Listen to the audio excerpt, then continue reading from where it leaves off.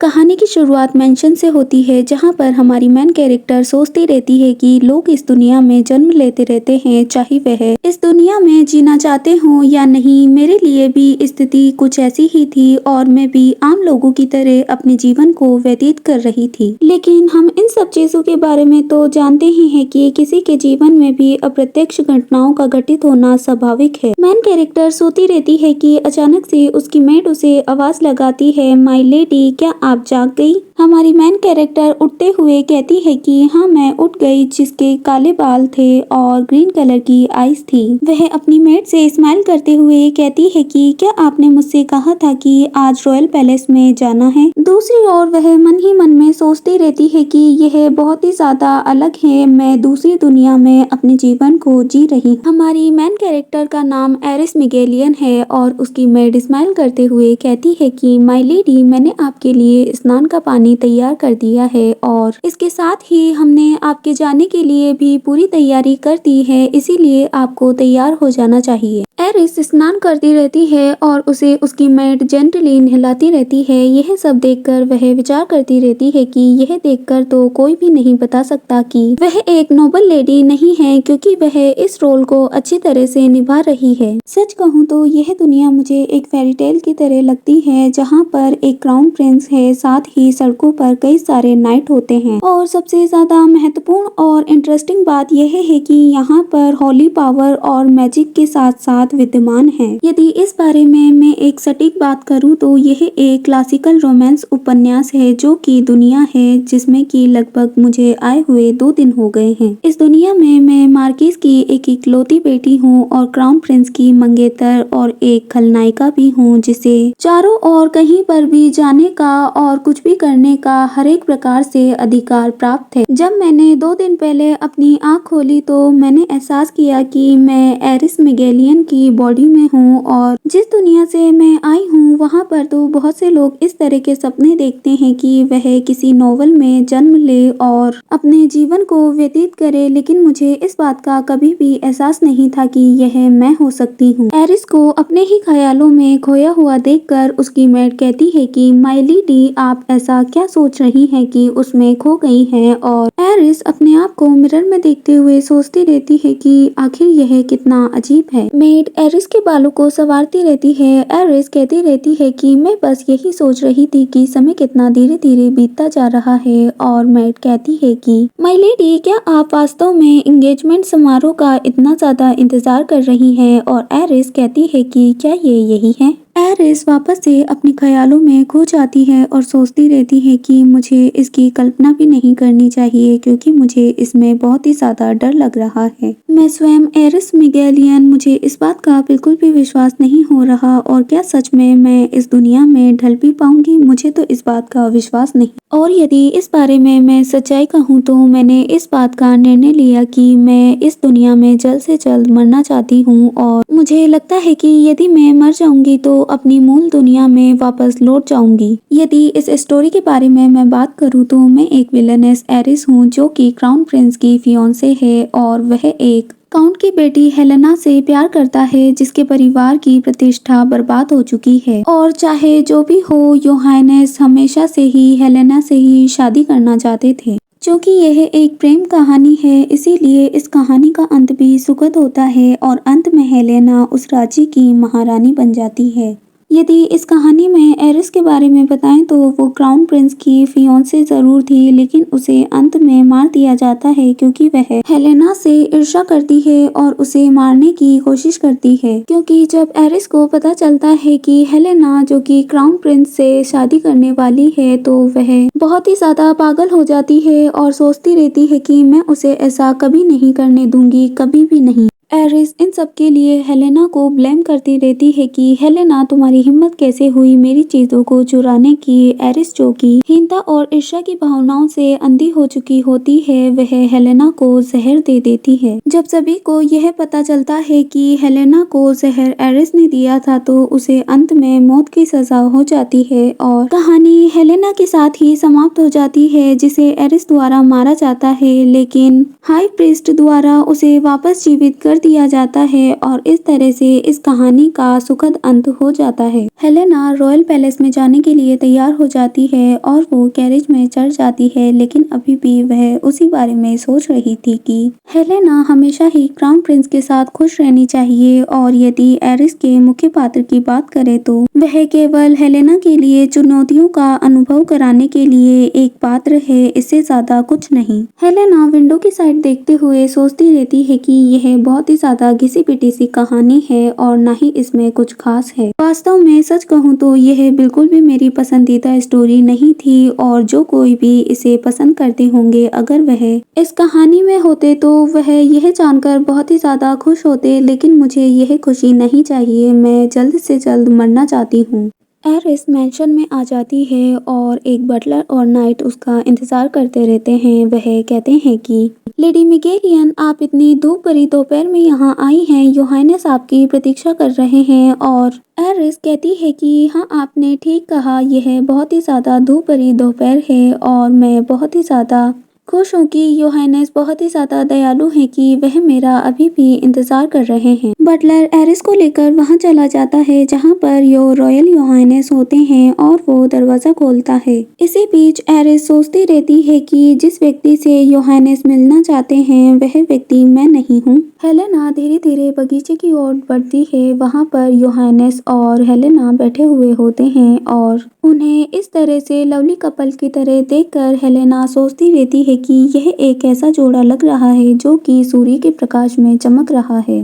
दूसरी ओर Helena Eris को देखकर बहुत ही ज्यादा खुश होती है और अपने हाथ से हाय करते हुए कहती है कि एरिस, ओह नहीं नहीं, मैं बहुत ही ज्यादा खुश हूँ कि लेडी मैगेलिन आप मेरे बुलाने पर यहाँ पर आई। एरिस बहुत ही ज्यादा लेट आई थी और योहानेस क्राउन प्रिंस हेलेना की ओर देखते हुए कहते हैं कि एरिस आप बहुत ही ज्यादा लेट हैं और एरिस बाव करते हुए उन्हें हेलो कहती है और कहती है इसके लिए मुझे क्षमा करना, आज का दिन बहुत ही ज्यादा सुंदर है ना योहानेस और लेडी हेलेना। हेलेना एरिस से स्माइल करते हुए कहती है कि राहत की बात है कि अभी तक चाय ठंडी नहीं हुई है, इसीलिए आप यहाँ पर आराम से बैठिए और चाय का मजा लीजिए। योहानेस हेलेना से कहते हैं कि मैंने आपसे कहा ना कि आप औपचारिकता छोड़ दीजिए हेलेना, हम सब दोस्त हैं। योहानेस एरिस की ओर देखते हुए कहते हैं कि क्यों, मैंने ठीक कहा ना एरिस। और एरिस सोचती रहती है कि यद्यपि हेलेना एक प्रतिष्ठित परिवार से आती है परंतु वर्तमान में वह एक नोबल नहीं है बल्कि एक कॉमनर व्यक्ति है। सच कहूँ तो वह हमारे साथ क्यों रह सकती है, इसका कारण ऐसा इसीलिए है क्योंकि महारानी ने काउंटेस को योहानेस क्राउन प्रिंस की ग्रैंड मदर के रूप में स्वीकार कर लिया है। यदि यह हमेशा की तरह होता तो इस समय हेलेना की निंदा करने के बाद में मुझे योहानेस द्वारा बाहर निकाल दिया जाता, लेकिन यदि मैं इस बात पर हंगामा भी मचा दूं तो मुझे इससे बहुत ही ज्यादा थकावट महसूस होगी। और वो सीट पर बैठते हुए कहती है कि हेलेना, ठंडी होने पर चाय का स्वाद कड़वा हो जाता है, इसीलिए क्या आप मेरे लिए एक कप चाय डालेंगी। हेलेना स्माइल करते हुए कहती है कि हाँ क्यों नहीं। और योहानेस क्राउन प्रिंस कहते रहते हैं कि क्या मेरी क्वीन ने अपने घर में ही चाय बनाना नहीं सीखा है, क्या उसके हाथ में कोई गड़बड़ है, क्या वह ठीक नहीं है। एरिस स्माइल करते हुए चाय के कप को उठाती है और कहती है कि यह आप क्या कह रहे हैं योहानेस, अभी अभी आपने ही तो कहा था कि हम सब दोस्त हैं, क्या अपने दोस्त से एक कप चाय मांगना कानून के खिलाफ है। वह सोचती रहती है कि अगर वह कानून के बारे में बात कर रहा है तो यह उस पर भी लागू होता है। एरिस की बातों को सुनकर योहानेस को गुस्सा आ जाता है। यह देखकर हेलेना उनके हाथ को सहलाते हुए कहती है कि एलेक्स, आपको इसकी चिंता नहीं करनी चाहिए क्योंकि एरिस मेरी दोस्त है और इसीलिए मैंने उसे चाय पिलाई है। और सच कहूँ तो आप यदि इस तरह से चिड़चिड़ापन करेंगे तो मैं आपको बिल्कुल भी चाय नहीं पिलाऊंगी, ठीक है ना। एरिस उनकी बातों को सुनती रहती है, अपनी चाय को पीते हुए सोचती रहती है कि हेलेना, जिसका की व्यक्तित्व अद्वितीय रूप से शुद्ध और सीधा साधा है, वह चाहे जो भी करे उसे कोई भी नफरत नहीं कर सकता है। सच कहूँ तो उसे देखने पर ऐसा लगता है कि वह बहुत ही ज्यादा शुद्ध और प्यारी है कि हर कोई उससे प्यार ही करेगा, ना कि कोई उससे नफरत करेगा। वह सभी आपस में बातें करते रहते हैं और चाय पीते ही रहते हैं कि अचानक से एक व्यक्ति आता है और योहानेस योहानेस और हेलेना को गले लगाते हुए कहता है कि यह मेरे लिए बहुत ही ज्यादा निराशा की बात है कि आप सभी मेरे बिना चाय पी रहे हैं। हेलेना उसे देखकर खुश होती है और कहती है कि जैसन आप यहाँ, और जैसन कहते हैं कि हाँ, मैं कुछ समय के लिए कैपिटल में रहने की योजना बना रहा था। यह सुनकर हेलेना कहती है कि क्या आप सच में पहले ही लौट आए? जैसन स्माइल करते हुए योहानेस से कहते हैं कि हमें मिले हुए काफी समय हो गया है, और हेलेना उन्हें देखकर सोचती रहती है कि जैसन कज़ार वह ड्यूकडम के सबसे बड़े पुत्र के रूप में अपने मूल शीर्षक की तुलना में योद्धा जैसन के रूप में अधिक जाने जाते हैं। साथ ही वह एक दयनीय व्यक्ति है जो एक तरफा तौर पर हेलेना के पीछे पड़ा हुआ है। एरिस उन सभी पर किसी भी प्रकार का ध्यान नहीं देती है और अपनी चाय के मजे लेती रहती है। दूसरी ओर वह सोचती रहती है कि इन सब से मुझ पर कोई फर्क नहीं पड़ने वाला है, क्योंकि बेशक वह मुझ पर किसी भी प्रकार का ध्यान नहीं देता है, जैसे कि मैं उसके लिए अदृश्य हूँ। जैसन एरिस को देखकर कहता है कि लेडी मिगेलिन, मुझे माफ करना, मैंने आपको हेलो नहीं कहा। आज आप बहुत ही ज्यादा सुंदर लग रही हैं। एरिस कहती है कि हाँ, आज का दिन बहुत ही ज्यादा सुंदर है सर कज़ार। और कज़ार कहते हैं कि यह नाम मेरे लिए बहुत ही ज्यादा है, क्योंकि मैंने कज़ार ड्यूकडम में कोई योगदान नहीं दिया है, और मैंने आपसे हमेशा कहा है कि मुझे सिर्फ जैसन कहकर पुकारे, लेकिन आप ऐसा बिल्कुल भी नहीं करती हैं। यह कितना अशिष्ट है।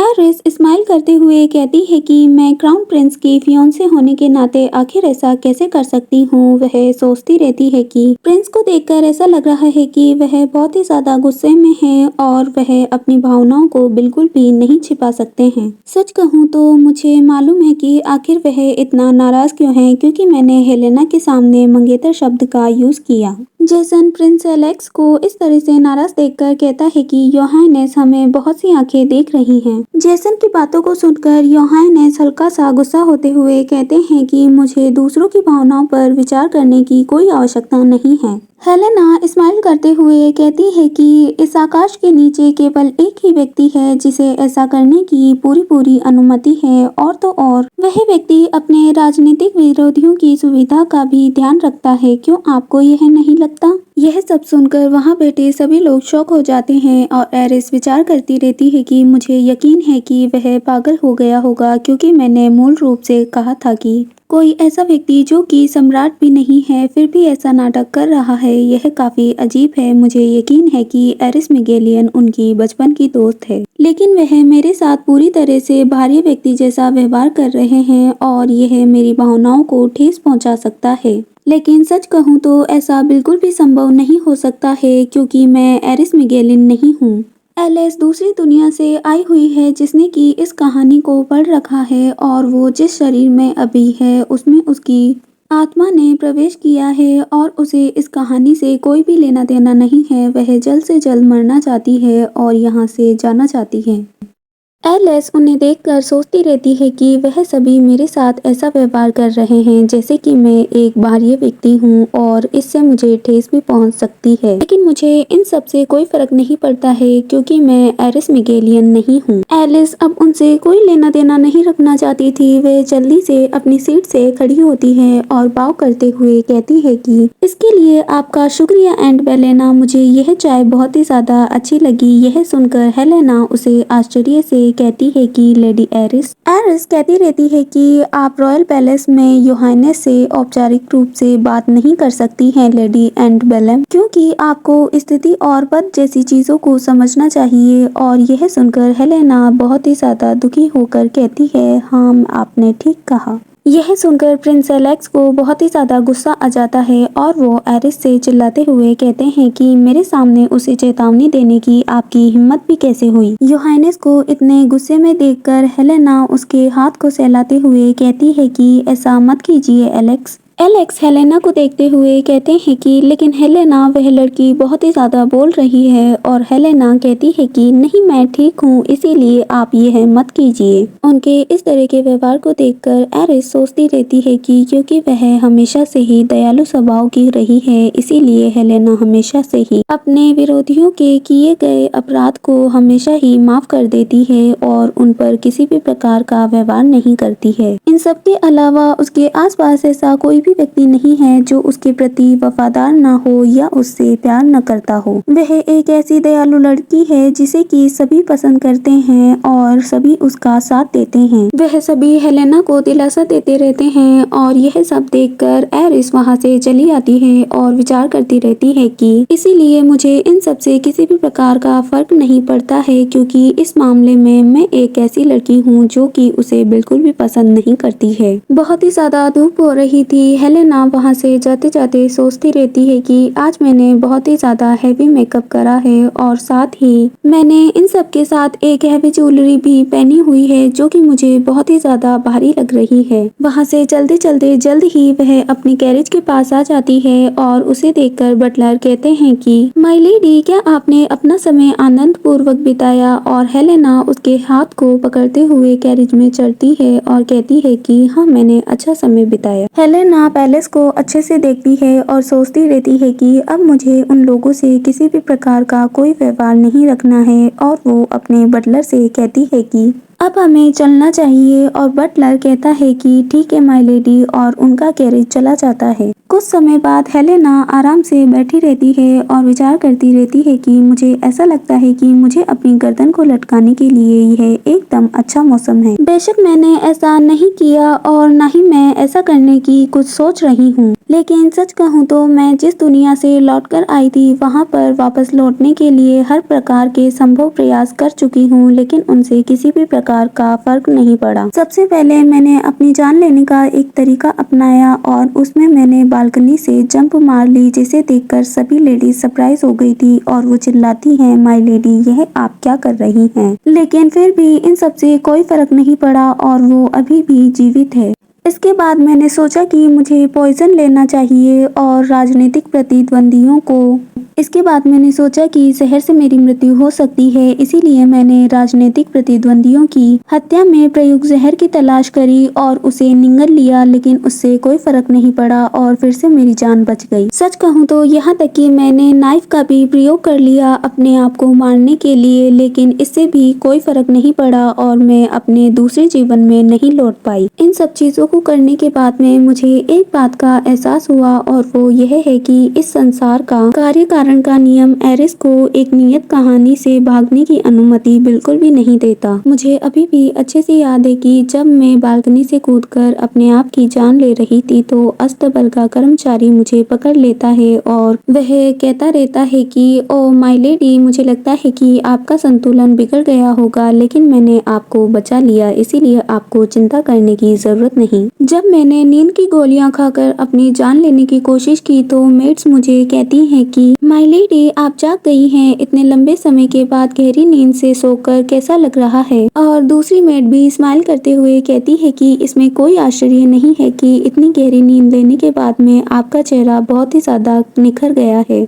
और जब मैंने चाकू से अपनी जान लेने की कोशिश की तो मेरी थोड़ी सी जान बची हुई थी। तब मुझे सुनाई दे रहा था कि डॉक्टर, हमें अब क्या करना चाहिए? कृपया माय लेडी की जान बचाइए। मुझे लगता है कि अज्ञात हमलावर ने माय लेडी को चाकू मार दिया है और वो यहाँ से भाग गया है। आपको इनकी जान जल्दी से बचानी चाहिए। और एक बार तो मुझे अचानक से एक खतरनाक अजनबी का सामना करना पड़ा, लेकिन फिर भी कहानी का कथानक बिना किसी बाधा के सामने आ गया। अगर इन सब के बारे में सच कहूँ तो यह बहुत ही ज्यादा बेतुका है और मुझे यकीन भी नहीं होता कि मुझे सचमुच में चोट लगी थी। और यदि मुझे इतना दुख न होता तो मुझे इतनी नाराजगी महसूस नहीं होती। जब भी मैं घर लौटने की कोशिश करती हूँ तो कोई न कोई अलौकिक घटना उत्पन्न हो जाती है जो कि मेरे हर प्रयासों को व्यर्थ कर देती है। यहाँ से सीन शिफ्ट हो जाता है और प्रेजेंट को दिखाया जाता है, जहाँ पर एरिस जाती रहती है और सोचती रहती है तो फिर मुझे यह करना चाहिए। और वह अपनी मेड के पास आते हुए कहती है कि एमा, और एमा कहती है कि यस माय लेडी। एरिस कहती है कि मुझे एक पावरफुल ऑरेकल की तलाश है और मैं चाहती हूँ कि इसके बारे में किसी को भी पता न चले। वह सोचती रहती है कि जब मैं इसे प्राप्त कर लूंगी तो इसका अच्छे से प्रयोग करूंगी ताकि मैं अपने विकल्प की तलाश कर सकूं। कुछ समय बाद एरिस को ऑरेकल के बारे में पता चलता है और वो तैयार होते हुए कहती है कि ऐसा नहीं लगता कि यह दिखने में अलग लगेगी। और उसकी मेड कहती है कि माय लेडी, एमा ने 2 तरह की हैट्स पकड़ रखी थी और वो कहती है कि चूंकि आप इस समय का लंबे समय से प्रतीक्षा कर रही थी, तो बाहर जाने से पहले अधिक आकर्षित कपड़े पहनने के बारे में आपका क्या ख्याल है? और एरिस कहती है कि क्या बात है, मैं तो और कल से मिलने जा रही हूँ और जल्द ही वापस लौट आऊंगी। एमा कहती है कि लेकिन फिर भी चूंकि आप ऐसे भी बाहर जा रही हैं, तो कुछ कपड़े या सामान की खरीदारी के बारे में क्या ख्याल है? अच्छा होगा यदि आप अपने साथ स्वादिष्ट मीठी कुकीज भी आनंद के लिए ले जा सके तो। और एरिस कहती है कि खैर मैं इसके बारे में सोचूंगी। एमा कहती रहती है कि सूरज डूबने में अभी भी काफी समय है, इसीलिए आपको जल्दबाजी नहीं करनी चाहिए और अपने समय का आनंद लेना चाहिए। और एरिस कहती है कि समझ गई। एमा एरिस को हैट पहनाते हुए कहती है कि मैंने सुना है कि मेन स्ट्रीट पर खुली नई कन्फेक्शनरी बहुत ही ज्यादा स्वादिष्ट कुकीज बेचती है। यदि आप यहाँ से गुजरे तो आपको इसे अवश्य आजमाना चाहिए। और एरिस कहती रहती है कि आप हमेशा ही मिठाइयों के बारे में बात करती रहती हैं। क्या आप निश्चित है कि आप वह व्यक्ति नहीं है जो कि उन मिठाइयों को चखना चाहती हैं? एमा जोर से स्माइल करते हुए कहती है कि हालांकि यह एक निश्चित रूप से कारक है, लेकिन यह एक तथ्य भी है कि मीठी चीजें व्यक्ति के मूड को बेहतर बनाती हैं। इसीलिए मैं बस यही चाहती हूँ कि माय लेडी हमेशा ही अच्छा महसूस करे। एरिस कहती है कि यदि ऐसी बात है तो मैं इसे आजमा कर जरूर देखूंगी और यह स्वादिष्ट हुआ तो मैं आपके लिए भी कुछ खरीद कर लेकर आऊंगी, लेकिन अगर इसका स्वाद अच्छा नहीं हुआ तो मैं आपको इसे नहीं दूंगी। यह सुनकर वहाँ खड़ी सभी मेड बहुत ही ज्यादा खुश होती है और कहती है कि क्या सच में? इसके लिए आपका बहुत बहुत शुक्रिया माय लेडी। और उन सबको इस तरह से खुश देखकर एरिस सोचती रहती है कि इस घर के सभी लोग एरिस से प्यार करते हैं, लेकिन क्या एरिस भी उनसे प्यार करती है? यहाँ से सीन शिफ्ट हो जाता है और एरिस सिटी में पहुँच जाती है जहाँ पर ऑरेकल था और जिसे वह मिलना चाहती थी। वहाँ खड़े नाइट्स को देखकर वह सोचती रहती है कि यह देखते हुए कि उनके पास बंदूकें हैं, इससे यह तो निश्चित होता है कि यह मध्य युग की तुलना में आधुनिकता के बहुत ही ज्यादा करीब है। वहाँ पर एक लाइट जली हुई थी जो कि मैगीटेक द्वारा निर्मित स्ट्रीट लाइट थी। मेरे लिए बस यह विडंबना है कि इस देश में जादूगरी का विकास किया है और फिर भी जादूगरों की निंदा की जाती है, क्योंकि उनकी शक्तियाँ उस ईश्वर से नहीं आती हैं जिसकी देश पूजा करता था। एरिस इन सब के बारे में सोचती ही रहती है कि जल्द ही उसका कैरेज रुक जाता है और बटलर कहता है कि माय लेडी हम पहुंच गए हैं। एरिस अपने कैरेज से उतरते हुए अपने नाइट से कहती है कि अब आप सब यहाँ से जा सकते हैं, क्योंकि मैं अकेले ही इधर उधर टहलना चाहती हूँ। नाइट एरिस से कहता है कि नहीं, आप ऐसा बिल्कुल भी नहीं कर सकती। क्या आप भूल गई हैं माय लेडी, पहले भी एक अनजान व्यक्ति ने आप पर हमला कर दिया था। यह बहुत ही ज्यादा खतरनाक हो सकता है। यह सुनकर एरिस हल्का सा गुस्सा हो जाती है, क्योंकि वह नहीं चाहती थी कि जिससे भी वह मिल रही हो उसके बारे में किसी को पता चले। और कहती है कि क्या सच में मुझे अपनी बात को वापस से दोहराना होगा? आप बहुत ही ज्यादा आगे बढ़ रहे हैं, आपको वापस लौट जाना चाहिए।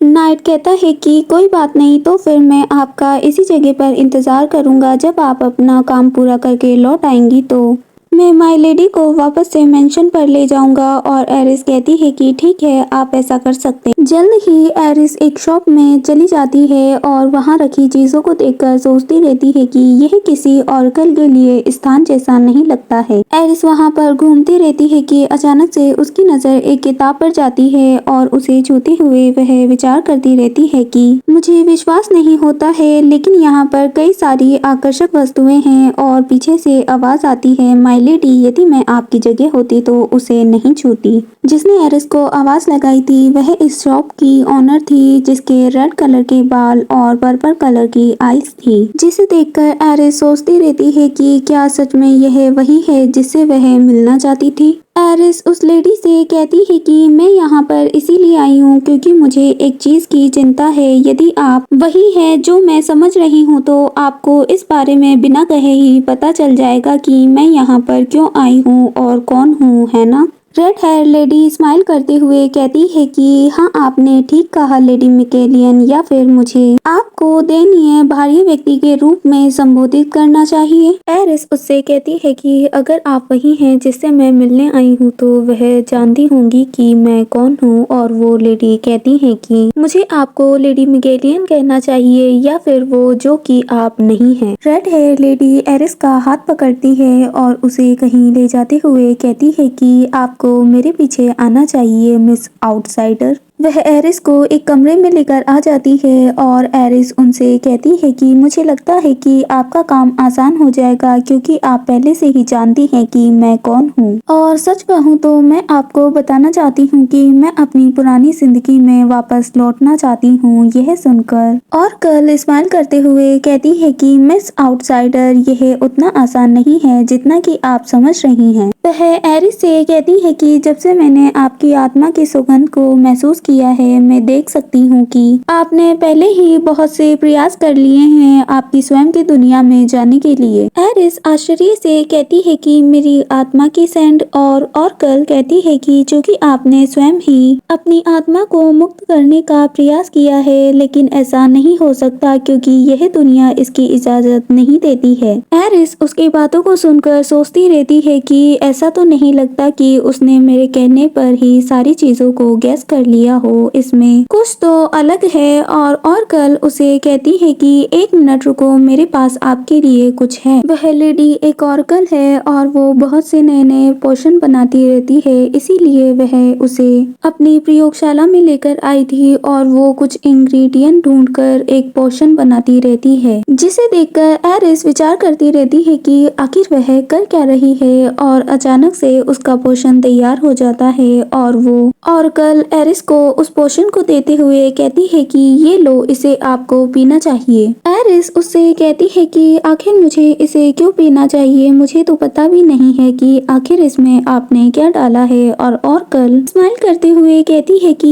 यदि यह जहर होता तो क्या यह आपके लक्षणों के अनुसार नहीं होता। एरिस उस पोशन को ध्यान से देखती है, उसमें से अजीब सी गंध आ रही थी और वह उसे नहीं पीना चाहती थी, लेकिन वह उस कटोरी को उठाते हुए पी जाती है और सोचती रहती है कि कुछ भी हो, इससे क्या फर्क पड़ता है। उस पोशन का टेस्ट बहुत ही ज्यादा खराब था, इससे कि एरिस का मुंह भी बहुत ही ज्यादा खराब हो गया था। और उसे देखकर ऑर्कल स्माइल करते हुए और एक कैंडी देते हुए कहती है कि अगर आपको इस टेस्ट से छुटकारा पाना है तो आपको इस कैंडी को खाना चाहिए। एरिस सोचती रहती है कि क्या वह उसे पॉइजन देने के बाद में उसका एंटीडोट दे रही है। और कल अपनी सीट पर जाकर बैठ जाती है और कहती है कि मुझे इस बात का यकीन है कि आपने पहले से ही इस बात को नोटिस कर लिया होगा कि मैं कोई नियमित ऑर्कल नहीं हूँ। रेड हेयर लेडी अपने हाथ को आगे करती है और देखते ही देखते उसके हाथ में ब्लू फ्लेम जलने लगती है, जिसे देखकर एरिस बहुत ही ज्यादा आश्चर्यचकित हो जाती है। और कल कहती रहती है कि मुझे अपना परिचय देने दो।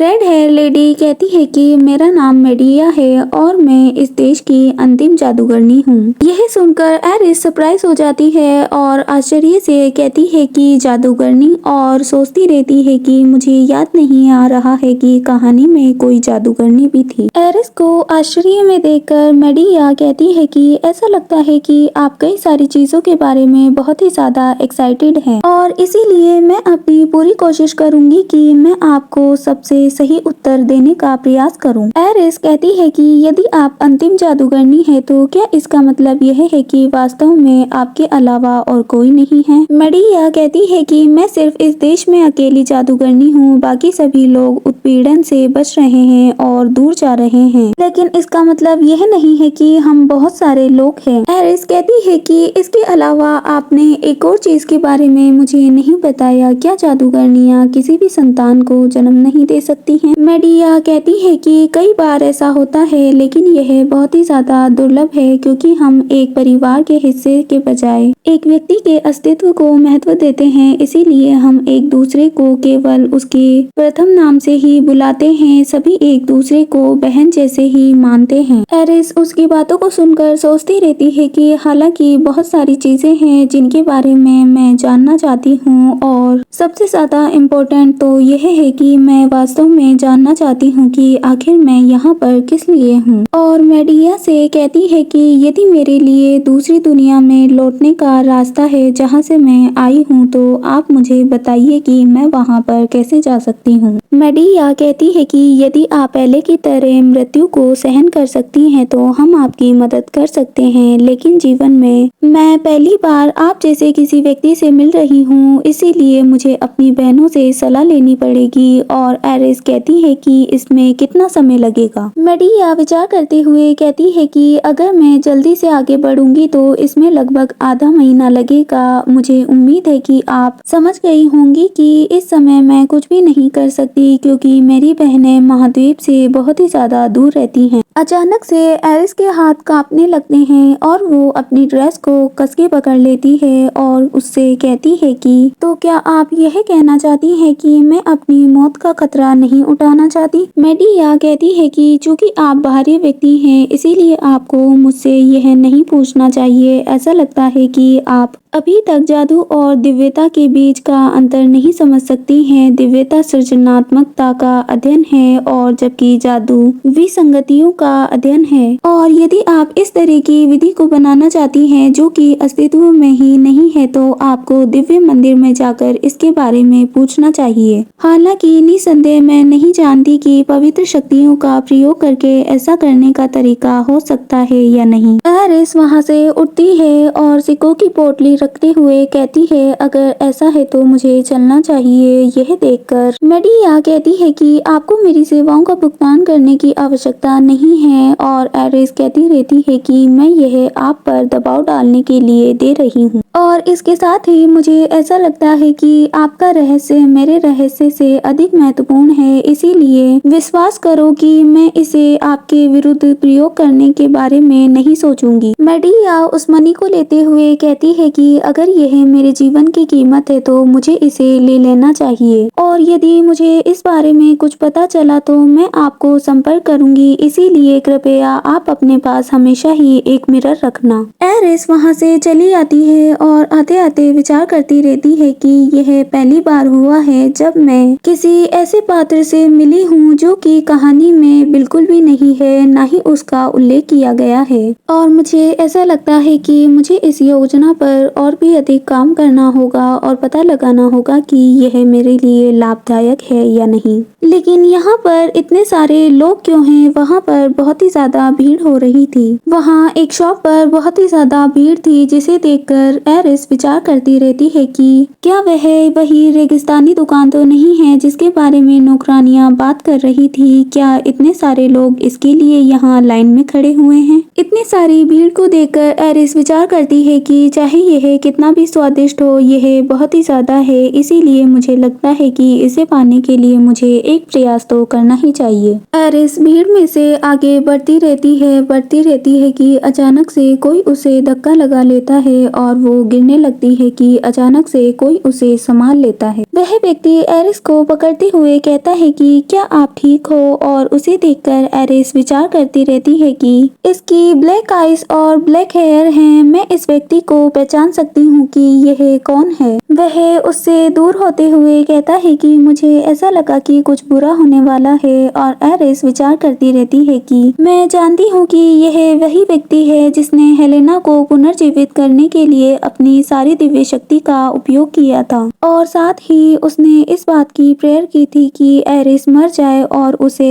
हेल मिले। वह व्यक्ति और कोई नहीं हाई प्रीस्ट है जो कि इस बारे में बिल्कुल भी नहीं जानता है कि वह भविष्य में मुझसे नफरत करने लगेगा और अभी वह मुझे देखकर स्माइल कर रहा है। एरिस इन सब चीजों के बारे में विचार करती ही रहती है कि अचानक से हाई प्रीस्ट उसके करीब आते हुए कहता है कि आखिर आप कौन हैं? यह सुनकर एरिस शॉक हो जाती है और सोचती रहती है कि यह कैसी आवाज और कैसी तेज नजरें हैं जिसके कारण मैं सांस भी नहीं ले पा रही हूँ। अगर यदि वह मेरे बारे में नहीं जानता है तो क्या यह मेरे लिए बेहतर होगा कि उसके साथ खुलकर मुझे बात करनी चाहिए और अपने लिए मदद मांगनी चाहिए। एरिस कहानी के बारे में विचार करती रहती है जिसमें कि हाई प्रीस्ट हार्वेस्ट कहानी का एक मेन कैरेक्टर है जो कि एक ऐसा व्यक्ति है जो कि भविष्य में हेलेना को जहर दिए जाने पर अपनी पूरी ताकत का उपयोग कर देगा उसकी जान बचाने के लिए। और यदि मैं इसे दूसरे शब्दों में कहूँ तो वह मेरा एनिमी है। और यदि अगर मैं कहूँ कि मैं एरिस नहीं हूँ तो यह संभव है कि मुझे परीक्षण विषय के रूप में इस्तेमाल किया जाएगा। यदि योहानेस को भी पता चल गया तो वह मुझे पागल समझकर किसी सुदूर द्वीप पर भेज देंगे। एरिस अपनी मुट्ठी को कसते हुए सोचती है कि नहीं, मैं ऐसा कभी नहीं होने दूंगी और वो हाई प्रीस्ट से कहती है कि आखिर इसका क्या मतलब है? क्या यह और भी अधिक अजीब बात नहीं है कि एक प्रीस्ट का एक अविवाहित नोबल लेडी से परिचित हो? प्रीस्ट हार्वेस कहते हैं कि नहीं, मैं आपकी पहचान जानने का उल्लेख नहीं कर रहा हूँ, और एरिस कहती है कि तो फिर आप किस बारे में बात कर रहे हैं? वह दोनों बातें करते ही रहते हैं कि उनके आसपास के लोग कहते रहते हैं, क्या वह लेडी क्राउन प्रिंस की फियोंसे तो नहीं है? हाँ, मुझे लगता तो ऐसा ही है कि वह लेडी मिगेलियन ही है। हार्पियस चारों ओर देखते रहते हैं और कहते हैं कि अगर मैं यहाँ पर विस्तार से बात करूंगा तो इसमें परेशानी होने वाली है, और यह देखकर एरिस सोचती रहती है कि जैसी कि मुझे उम्मीद थी, वह दूसरों की निगाहों से सावधान रहता है, और यदि एरिस की बात करें तो उसे क्राउन प्रिंस की फियोंसे के रूप में जाना जाता है। ऐसा कोई तरीका नहीं है कि लोग उसकी उस बात पर ध्यान न दे जो कि एक प्रीस्ट की वर्दी वाले व्यक्ति से हो रही हो। एरिस उससे कहती है कि क्या आप मुझसे इस तरह की पूछताछ करके उसके कारण को छिपाना चाहते हैं? यह सुनकर हाई प्रीस्ट परेशान हो जाता है और वो अपने हाथ को हिलाते हुए कहता है कि यह कोई पूछताछ नहीं है। आखिर मैं एक प्रीस्ट हूँ, और जो प्रीस्ट होते हैं वह कभी भी किसी से भी पूछताछ नहीं करते हैं। एरिस हार्वेस के करीब जाते हुए कहती है कि यदि दूसरे पक्ष को ऐसा महसूस हुआ है कि उसकी पूछताछ की जा रही है तो इसका मतलब यही है कि उससे पूछताछ की जा रही है। क्या आपको नहीं लगता कि इसे ही परेशान करना कहते हैं? यदि मैं किसी प्रीस्ट के चेस्ट पर हाथ रखते हुए कहती हूँ कि मैं एक महिला हूँ तो क्या यह अच्छा लगेगा? हाई प्रीस्ट अपने सिर को हिलाते हुए मना करते हुए कहते हैं कि मुझे ऐसा लगता है कि मैंने कोई गलतफहमी खड़ी कर दी है, इसीलिए इस तरह से गलत बोलने के लिए मैं आपसे माफ़ी चाहता हूँ। और एरिस कहती है कि ठीक है, मैं आपकी माफ़ी को स्वीकार करती हूँ। एरिस दूसरी ओर मुड़ती है और वहाँ से जाते जाते कहती है कि ठीक है, तो अब मुझे चलना चाहिए, गुड बाय, और वो वहाँ से चली जाती है। एरिस अपने मेंशन पर लौट रही होती है और विचार करती रहती है कि मुझे इसका थोड़ा सा अफसोस हो रहा है। अगर मैं हार्वेस के साथ ईमानदारी से बात करती तो शायद मैं उस बारे में उससे पूछ पाती, और मेरे लिए ग्रैंड टेम्पल तक पहुंचने का कोई अवसर नहीं है, और हार्वेस एक हाई प्रीस्ट है। साथ ही जादूगरनी ने कहा था कि मेरे पास कोई तो रास्ता ऐसा हो ही सकता है जो मुझे वापस से अपनी दुनिया में ले जाए, और हाई टेम्पल एक ऐसी जगह है जहां पर उस पद्धति को अपनाया जा सकता है। एरिस अपने सिर को पकड़ते हुए सोचती रहती है कि मैं जानती थी कि मुझे बस हार्वेस के साथ अच्छा व्यवहार करना है और अपनी पहचान के बारे में अच्छे से बताना है, लेकिन यह सोचना कि मुझे मरना होगा ताकि मैं उस मूल दुनिया में वापस लौट सकूं जिससे मैं आई हूँ, सचमुच बहुत ही अनुचित लगता है। एरिस एक क्षण के लिए अपने मरने की सभी डरावनी यादों का विचार करते हुए सोचती रहती है कि यह 100 गुना बेहतर है किसी ऐसे व्यक्ति से सहायता मांगना जो मुझसे नफरत करता है, किसी भी तरह से मरने से तो बेहतर ही है। हालांकि यह स्टोरी मुझे ज्यादा पसंद नहीं आई थी, इसीलिए मैंने बस इसे ऐसे ही पढ़ा था, इसीलिए मुझे इस स्टोरी के बारे में कुछ ज्यादा पता नहीं है। इसीलिए मैं बस यही आशा कर सकती हूँ कि मैं जल्द से जल्द हार्वेस के साथ फिर से जुड़ सकूं। एरिस अपने मेंशन पर लौट आती है और वह उतरती है तो उसका नाइट उससे कहता रहता है कि शीघ्र ही यहाँ पर नाइट समन्वय समारोह होने वाला है, क्या आप इस वर्ष के लिए भी पुनः व्यक्तिगत नाइट नहीं चुनेंगी? और यदि आप समन्वय नहीं करना चाहती तो इसकी कोई आवश्यकता नहीं है, लेकिन एक निजी नाइट रखना कई मायनों में आरामदायक हो सकता है, क्योंकि वे आवश्यकता के अनुसार आपके साथ आ जा सकते हैं, जैसे कि निजी और सार्वजनिक मामलों के दौरान। नाइट की बातों को सुनकर एरिस सोचती रहती है कि व्यक्तिगत उपयोग वाला भाग थोड़ा लुभावना लग रहा है, और वो कहती है कि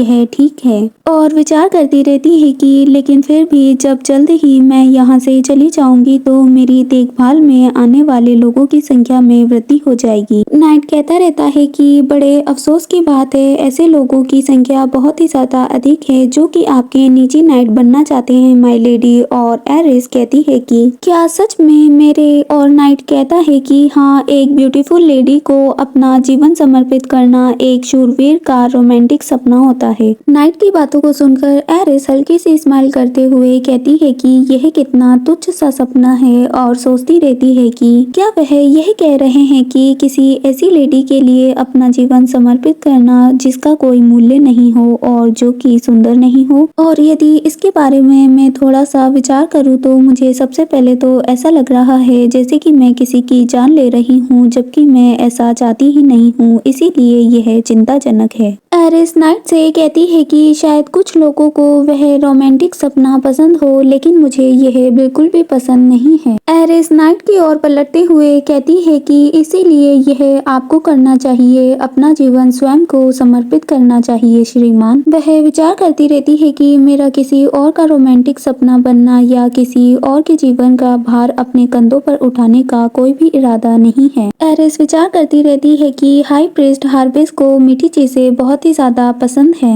उनके आसपास के लोग भी बातें करते रहते हैं कि क्या वह हाई प्रीस्ट ही है। हाँ, क्या आपको नहीं लगता कि हाई प्रीस्ट को इतनी शानदार मिठाइयाँ क्यों पसंद हैं? और यदि लोग उनके बारे में इस तरह की बातें करते हैं तो उन्हें ऐसी स्थिति के कारण इन सब चीज़ों का आनंद गुप्त रूप से लेना पड़ता है, क्योंकि उन्हें इसके लिए संयम रखना पड़ता है। दूसरी ओर हेलेना उसे पैकेज देते हुए कहती है कि मुझे खेद है कि मैंने आपको यहाँ बुलाया, क्योंकि मैं अपनी स्थिति के अनुसार हाई टेम्पल में प्रवेश नहीं कर सकती हूँ, इसीलिए आपके लिए यह लीफ के आकार की कुकीज है। क्या आपको यह पसंद नहीं आई? हाई प्रीस्ट कहते रहते हैं कि आखिर आपने यह कैसे किया? क्या आपने इसे शॉप पर लाइन में खड़े रहकर खरीदा? हेलेना कहती है कि मैं हलवाई की शॉप की ओर जा रही थी और मुझे उसी वक्त हाई प्रीस्ट की याद आ गई। यह सुनकर हाई प्रीस्ट आश्चर्य से कहते हैं कि क्या कहा आपने? और हेलेना कहती रहती है कि मुझे मिठाइयाँ बहुत ही ज्यादा पसंद है और स्वादिष्ट चीजों को एक साथ बांटकर खाने में आनंद आता है। यह सुनकर वह हेलेना को धन्यवाद कहता है। एरिस विचार करती रहती है कि स्टोरी के अनुसार हार्वेस्ट, जो कि हमेशा ही अपने इमोशंस को छिपाता है और यह एक प्रीस्ट के रूप में उनके जीवन पर गहन प्रतिबंध के रूप में है, लेकिन फिर भी वह हेलेना के सामने आत्मविश्वास के साथ अपनी पसंदीदा चीजों के बारे में खुलकर बात कर सकता है।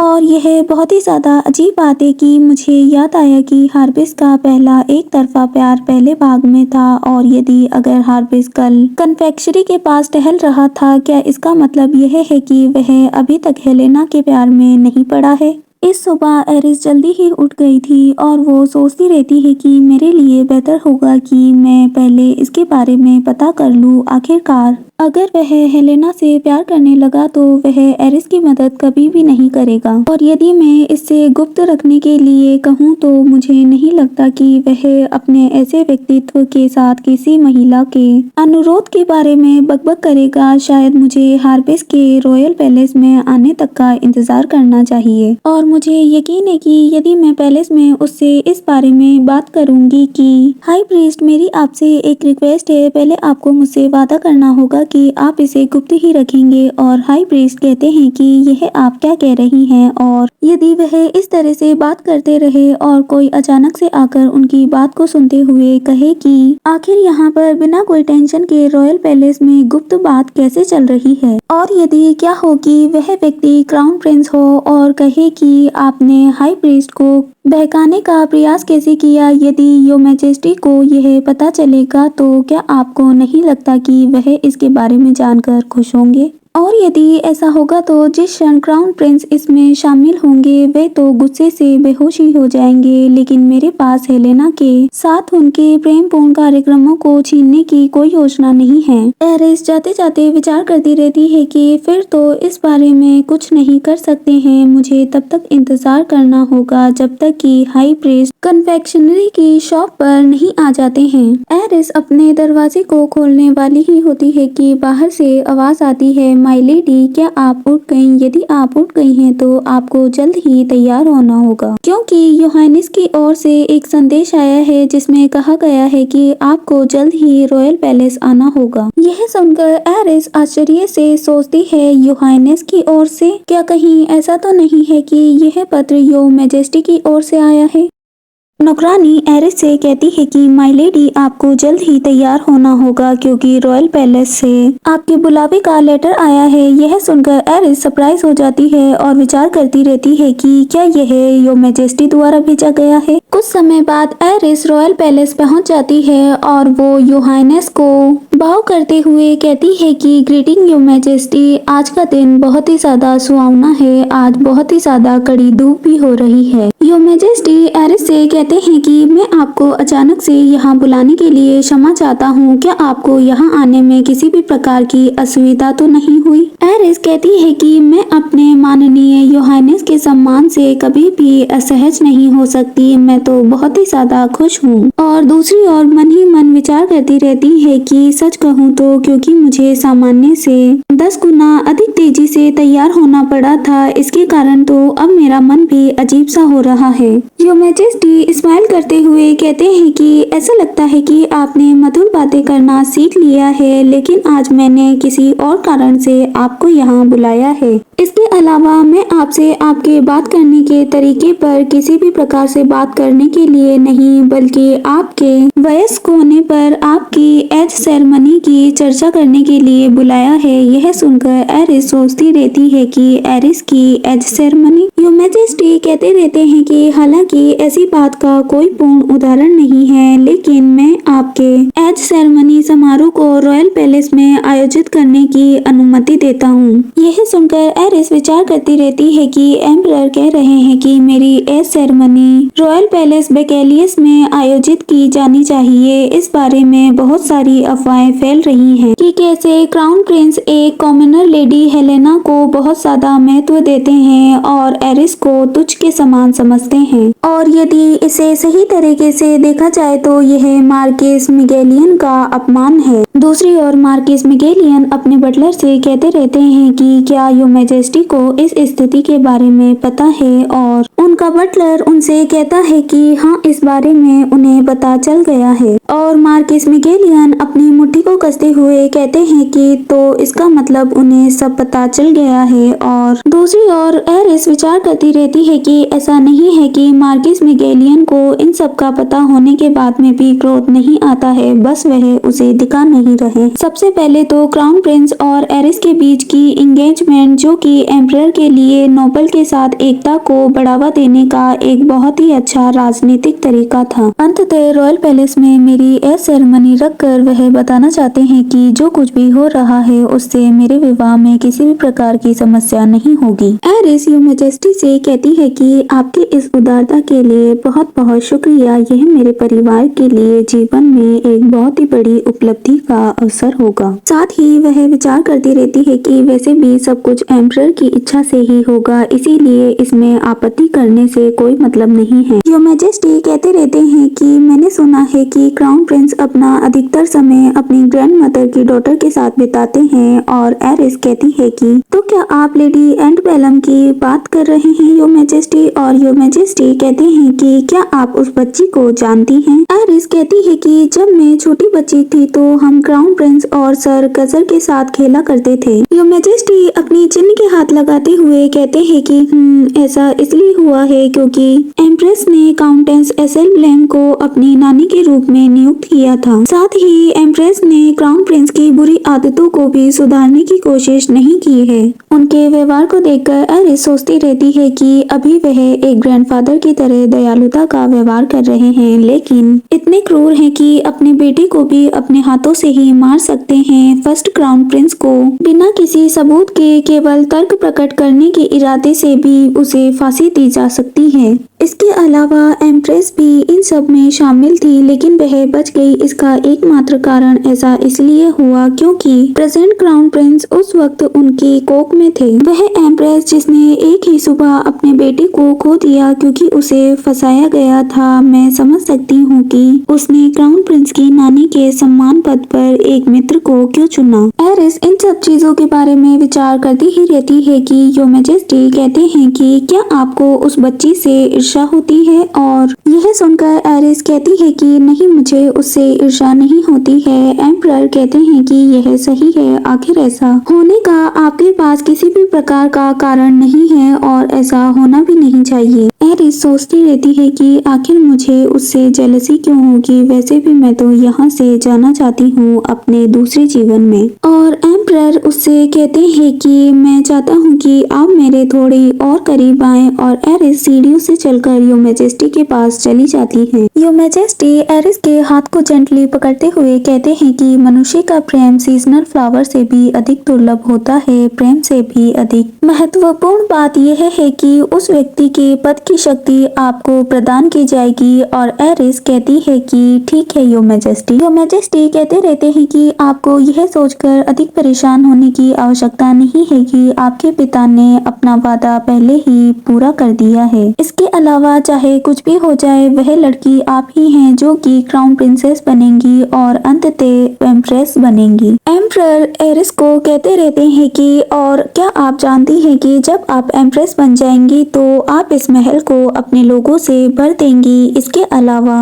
और जब आप इस वंश के उत्तराधिकारी को जन्म देंगी तो वह अगला क्राउन प्रिंस होगा। क्या आप मेरी बात को समझ रही हैं? उन्हें इस तरह की बातें करते हुए देखकर एरिस विचार करती रहती है कि उन्हें देखकर ऐसा महसूस हो रहा है कि जैसे उनके शब्द शांतिदायक लगते हैं, लेकिन वास्तव में सच्चाई तो यह है कि वह इस तरह के शब्दों से उसे डराना चाहते हैं और उनकी बात को मनवाना चाहते हैं। एरिस बाव करते हुए कहती है कि यस योर मैजेस्टी, आपके शब्द हमेशा मेरे दिमाग में रहेंगे। और विचार करती रहती है कि लेकिन एम्परर ने इस काम के लिए गलत व्यक्ति को चुना है। इसके विपरीत मैं एक विदेशी हूँ और हाउस मिकेलिन के साथ जो कुछ भी हो सकता है उसकी मृत्यु की भय की परवाह किसे नहीं है। एलिस एम्परर से बात करके वापस बाहर आ जाती है और पैलेस को देखते हुए विचार करती रहती है कि चूंकि मेरे पास फियोंसे की उपाधि है, क्या मुझे क्राउन प्रिंस से मिल लेना चाहिए। इन सब से एरिस को अपने नाइट की बात याद आती है। यदि आप समन्वय नहीं चाहती हैं तो इसकी कोई आवश्यकता नहीं है, लेकिन एक निजी नाइट रखना कई मायनों में आरामदायक हो सकता है, चूंकि आवश्यकता के अनुसार आपके साथ आ जा सकता है, जैसे कि निजी और सार्वजनिक मामलों के दौरान। और एरिस ने उस वक्त जवाब दिया था कि ठीक है, लेकिन वह विचार करती रहती है कि व्यक्तिगत उपयोग वाला भाग बहुत ही ज्यादा लुभावना है, लेकिन फिर भी जब मैं जल्द ही यहाँ से चली जाऊंगी तो मेरी देखभाल करने वाले लोगों की संख्या में वृद्धि हो जाएगी।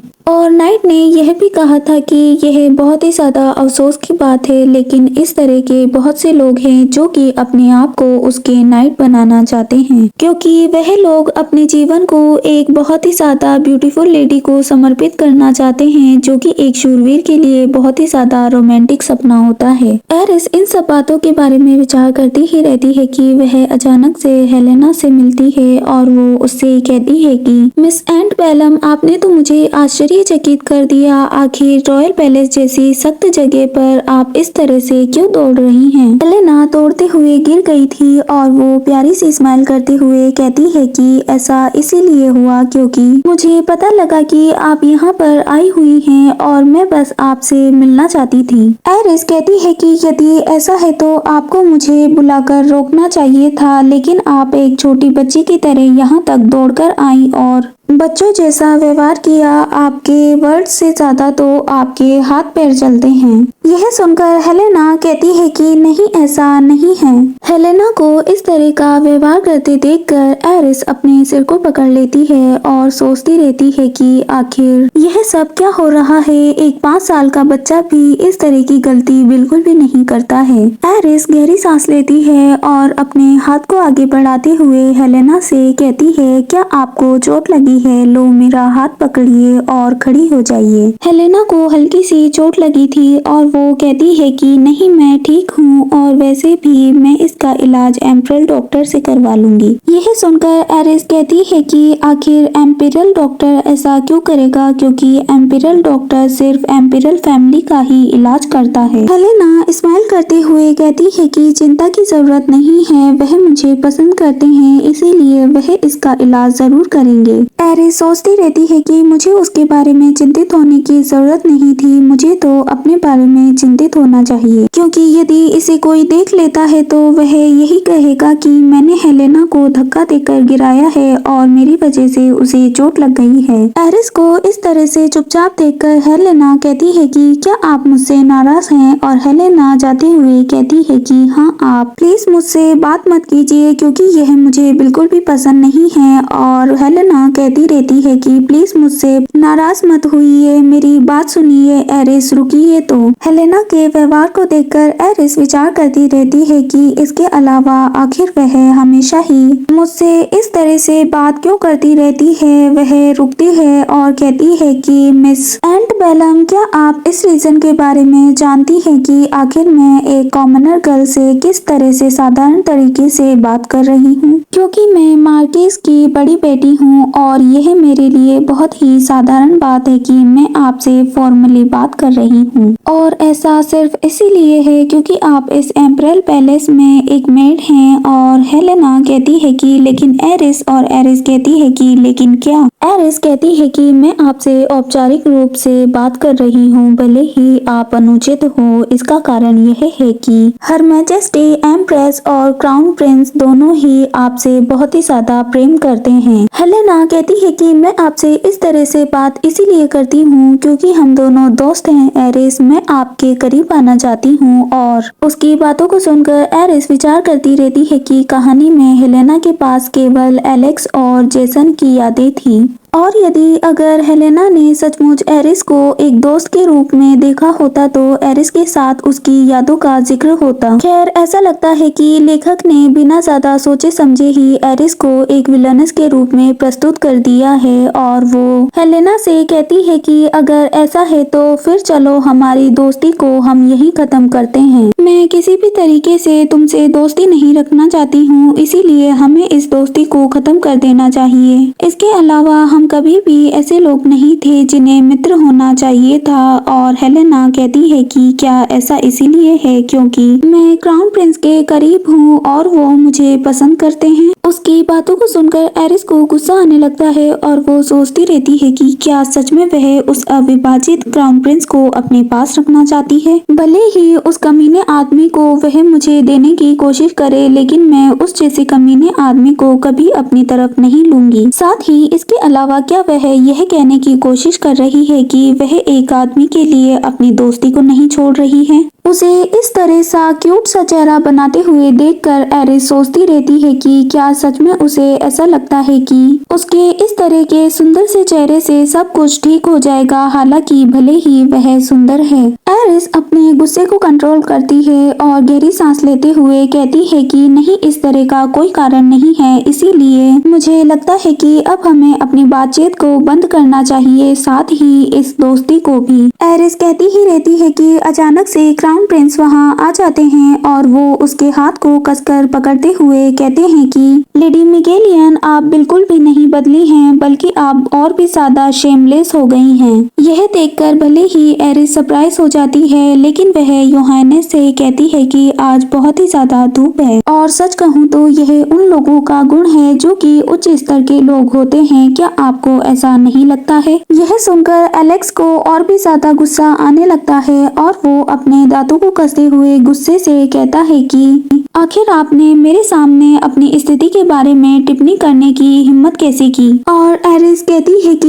योहानेस, मेरी आपके सामने इस तरह की बातें करने का अधिकार होना चाहिए क्योंकि मैं आपकी फियोंसे हूँ। यह सुनकर क्राउन प्रिंस गुस्से से कहते रहते हैं कि लेकिन केवल यह एक एंगेजमेंट ही तो है, इसके अलावा वह सिर्फ एक छोटी सी बात ही तो है जिसे कि किसी भी समय रद्द किया जा सकता है, भले ही आप हो या ना हो। और बहुत सी ऐसी लेडीज हैं जो कि मेरी फियोंसे बनना चाहती हैं। और एरिस कहती है कि लेकिन क्या हिज मैजेस्टी भी ऐसा ही सोचते हैं। एलेक्स एरिस के हाथ को जोर से छोड़ते हुए कहता रहता है कि आप तो पहले से ही अहंकारी होकर ऐसा व्यवहार कर रही हैं जैसे कि आपको पहले से ही इस बात का पूरा यकीन हो कि आप एक एम्प्रेस बनने वाली हैं। और सच कहूँ तो वास्तव में एकमात्र ऐसी चीज है जिसमें आप बहुत ही ज्यादा अच्छी हैं, और वो यह है कि आप मेरे पिताजी की चापलूसी बहुत ही ज्यादा अच्छे से कर लेती हैं। उन्हें इस तरह से बातें करते हुए देखकर हेलेना कहती है कि एलेक्स, अब इसे बंद करो और शांत रहो।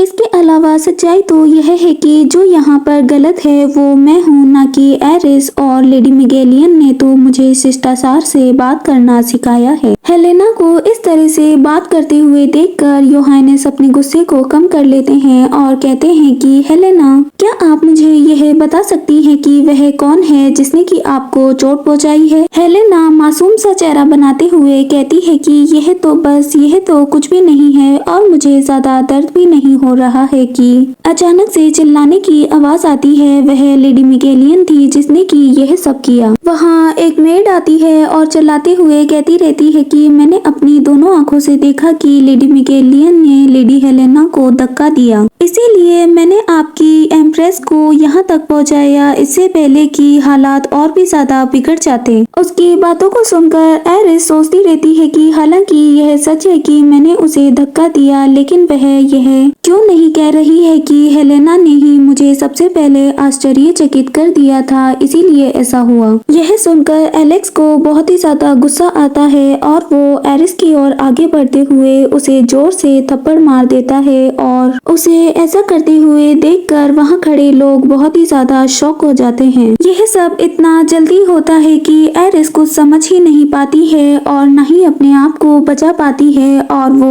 अपने चेहरे को सहलाते हुए सोचती है कि क्या सच में मुझे अभी अभी एक थप्पड़ मारा गया। एलेक्स एरिस से कहता है कि चूंकि आपने मेरी संपत्ति को कलंकित किया है, इसीलिए मेरे लिए भी यह उचित है कि मैं बदले में आप पर एक निशान छोड़ूं। क्या आपको ऐसा नहीं लगता लेडी मिगेलियन? एलेक्स कहता रहता है कि चूंकि आपने मेरी संपत्ति को कलंकित किया है, इसीलिए मेरे लिए यह उचित है कि मैं बदले में आप पर एक निशान तो जरूर छोड़ूं। क्या आपको ऐसा नहीं लगता है लेडी मिगेलियन? यह सुनकर एरिस सोचती रहती है कि आखिर वह किस निष्पक्षता की बात कर रहा है। अगर वह इस तरह से चीजों को सोचता है तो मुझे भी हेलेना को एक थप्पड़ मारना चाहिए। और अब जब मैं इस दृश्य को सोचती हूँ तो मुझे याद आता है कि मैंने इसे कहानी में पढ़ा था और उस वक्त मैंने सोचा था कि वहाँ पर वास्तव में अभी भी कई प्रकार के मनोरोगी होते हैं, लेकिन अब जब मैं इस चीज का स्वयं अनुभव कर रही हूँ तो मुझे यह बहुत ही ज्यादा अनोइंग लग रहा है। एरिस प्रिंस को गुस्से से देखते हुए सोचती रहती है कि क्या मुझे उस कमीने को एक थप्पड़ नहीं मारना चाहिए? नहीं, अगर मुझे कैद कर लिया गया तो मैं अपनी दुनिया में वापस नहीं लौट पाऊंगी और मेरे लिए बहुत ही बड़ी मुश्किल खड़ी हो जाएगी।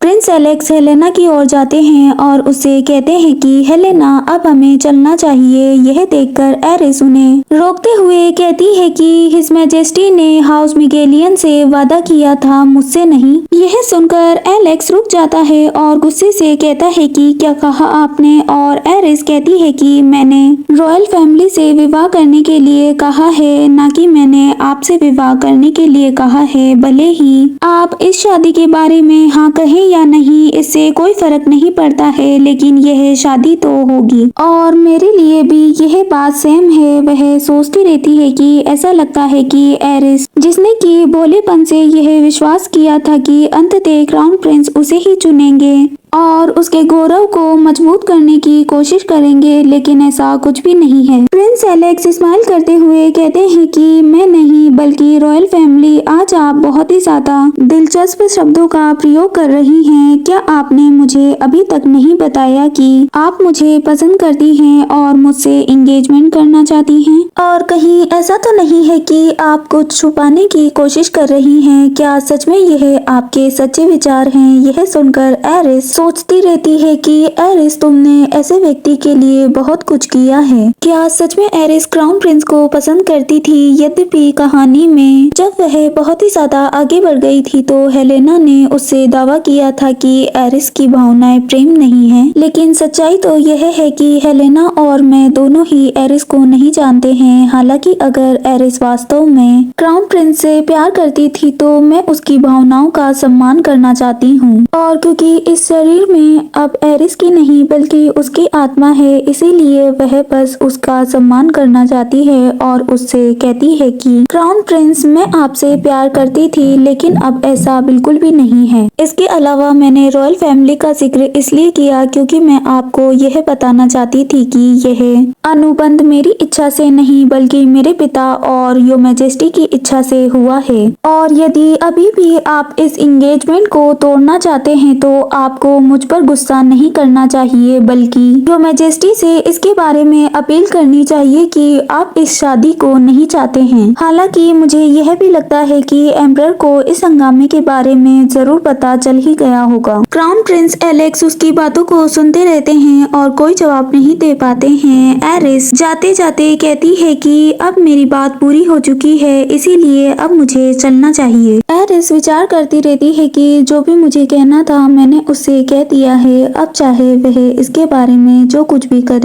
और जल्द ही वह गैरेज के पास आ जाती है और अपने नाइट से कहती है कि अब हमें चलना चाहिए। एरिस के चेहरे को इस तरह से देखकर नाइट पहले तो झिझकता है और कहता है कि सर कजर गाड़ी के अंदर आपका इंतजार कर रहे हैं माय लेडी। यह सुनकर एरिस सोचती रहती है कि आखिर जेसन कजर यहाँ पर क्या कर रहा है। और जेसन स्माइल करते हुए कहता है कि आज बहुत ही ज्यादा गहरी धूप हो रही है, क्यों माय लेडी। कजार उसे अलग ही तरीके से देख रहा था, इसीलिए एरिस उससे कहती है कि मेरे चेहरे पर ध्यान मत दो, इसका सर कजार का कोई संबंध नहीं है। यह सुनकर जेसन कहता है कि आप बड़े ही सीधे मुद्दे बात करती हैं। एरिस अपनी सीट पर बैठते हुए कहती है कि आखिर आप इस गाड़ी में मेरा इंतजार क्यों कर रहे हैं। और सर कजार कहते हैं कि ड्यूक कजार मार्किस मिगेलियन से नाइटिंग समारोह के बारे में कुछ बात करने के लिए यहाँ आया है। उन्होंने कहा था कि मैं एकमात्र ऐसा व्यक्ति हूँ जो कि मदद के लिए हाथ आगे बढ़ा सकता हूँ, इसीलिए एक काम से बाहर जाने के कारण मैंने सोचा कि मैं आपकी गाड़ी पर चढ़ जाऊं। मैं अपनी यात्रा के दौरान घोड़े की सवारी करते करते इतना थक गया हूँ कि अब मैं उसे देखना भी नहीं चाहता हूँ।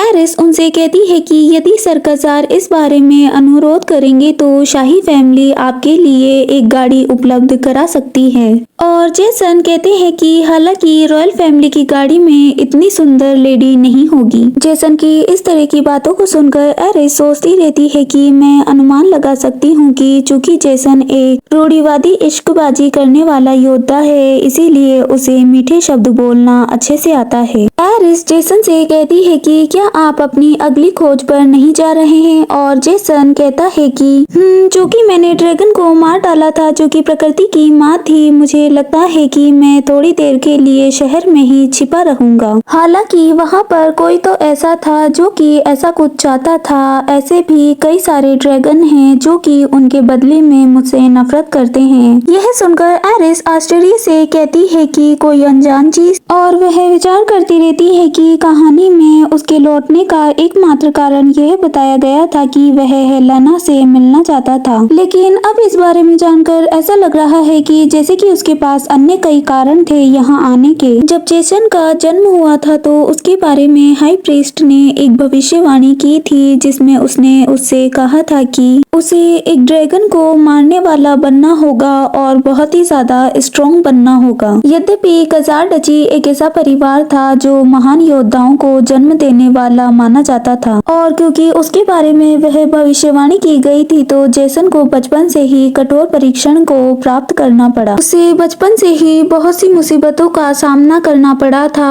और हमेशा उसे बहुत ही ज्यादा मेहनत करनी पड़ती थी, लेकिन कभी भी उसने हार नहीं मानी और अपने आप को स्ट्रॉन्ग बनाया। और जेसन की कहानी उस समय से शुरू होती है जब जेसन ने ड्रैगन को मार डाला था और रॉयल पैलेस में वापस लौट आया था। और बेशक इसका मेन कारण यह था कि वह फीमेल कैरेक्टर के प्यार में पड़ गया था। जहाँ हेलेना उससे कहती रहती है कि जिस गौरैया को तुम पसंद करते हो उसने यहाँ पर घोंसला बनाया है। कहानी में वह एक ऐसा स्थान था जहाँ पर हेलेना और जेसन मिले थे और ड्रैगन को मारने के लिए वह एक अच्छा उदाहरण दिखाया गया था। और जब उसने वहाँ पर हेलेना को देखा तो वह हेलेना के प्यार में पड़ गया था। और जब मैंने कहानी के इस पार्ट को पढ़ा तो मैंने ऐसा सोचा था कि यह सिर्फ हेलेना को बहुत ही ज्यादा अधिक लोकप्रिय दिखाने के लिए लिखा गया है, लेकिन हो सकता है कि जेसन के ड्रैगन स्लेयर के रूप में जन्म लेने के पीछे कोई और ही कारण हो। एरिस इस बारे में जानना चाहती थी और वो कहती है कि सर कजार, चूंकि हमारा मेंशन आने में अभी भी कुछ समय है तो आप इस कहानी को अच्छे से क्यों नहीं समझा रहे हैं। और सर कजार कहते हैं कि मैं हैरान हूँ कि मुझे यकीन नहीं हो रहा कि लेडी मिगेलियन मेरी कहानी को सुनने में बहुत ही ज्यादा इंटरेस्टेड है। मैंने तो सोचा था कि आप मुझ में किसी भी प्रकार की दिलचस्पी नहीं लेंगी। और एरिस कहती है कि मुझे इस बारे में कुछ नहीं पता, लेकिन मुझे यह बिल्कुल भी पसंद नहीं है कि आप मुझसे सीधे सवाल पूछें। इसके अलावा यह एक कहानी है, कम से कम आप मुझे कहानी सुना रहे हैं तो प्लीज इसमें कोई सवाल तो मत पूछिए। और कजार कहते हैं कि आप बहुत ही ज्यादा कठोर दिल की हैं, लेकिन मैं आपसे किसी भी प्रकार का सवाल नहीं पूछूंगा, चाहे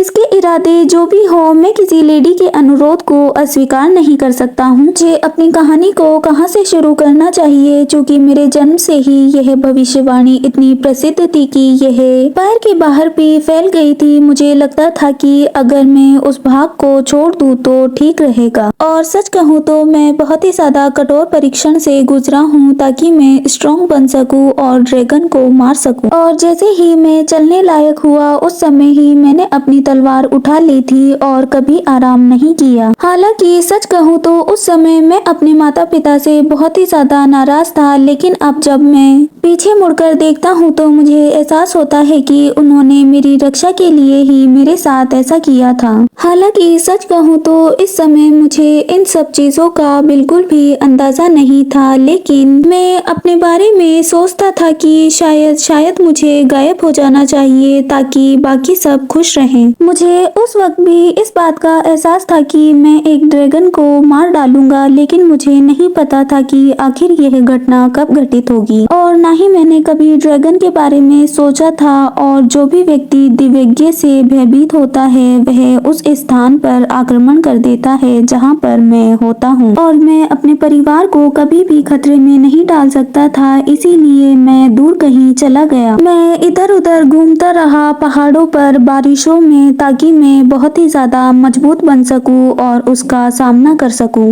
लेकिन जब कभी भी मैं इन सब चीजों के बारे में सोचता हूँ तो मुझे लगता है कि इसके पीछे कोई ना कोई और कारण भी जरूर है। और कभी कभी तो मुझे ऐसा एहसास होता था कि जैसे कि मेरा इस जीवन में कोई मतलब नहीं है, इसीलिए मुझे मर जाना चाहिए। कि अचानक से एहसास होता था जैसे वह कह रही हो, जेसन कोई फर्क नहीं पड़ता कि आप कहाँ हो, मैं हमेशा आपकी प्रतीक्षा करूंगी और हमेशा आपके साथ रहूंगी। और अंततः वह भावना और मैं दोनों ही बच जाते थे। मेरे दिल से वह विचार निकल जाता था। अंततः मैं इन सब चीजों से बचते बचते पूरी तरह से स्वस्थ होकर वापस लौट आया। और जब मैं घूमते घूमते वापस लौट रहा था तो मेरी मुलाकात कई सारे लोगों से हुई। वह बहुत ही ज्यादा अच्छे पल थे। मैंने लोगों के साथ अपना भोजन शेयर किया और उनसे बहुत सी अच्छी बातें की। उस जर्नी में मैंने बहुत से दोस्त बनाए और बहुत से मजे किए। यह बहुत ही ज्यादा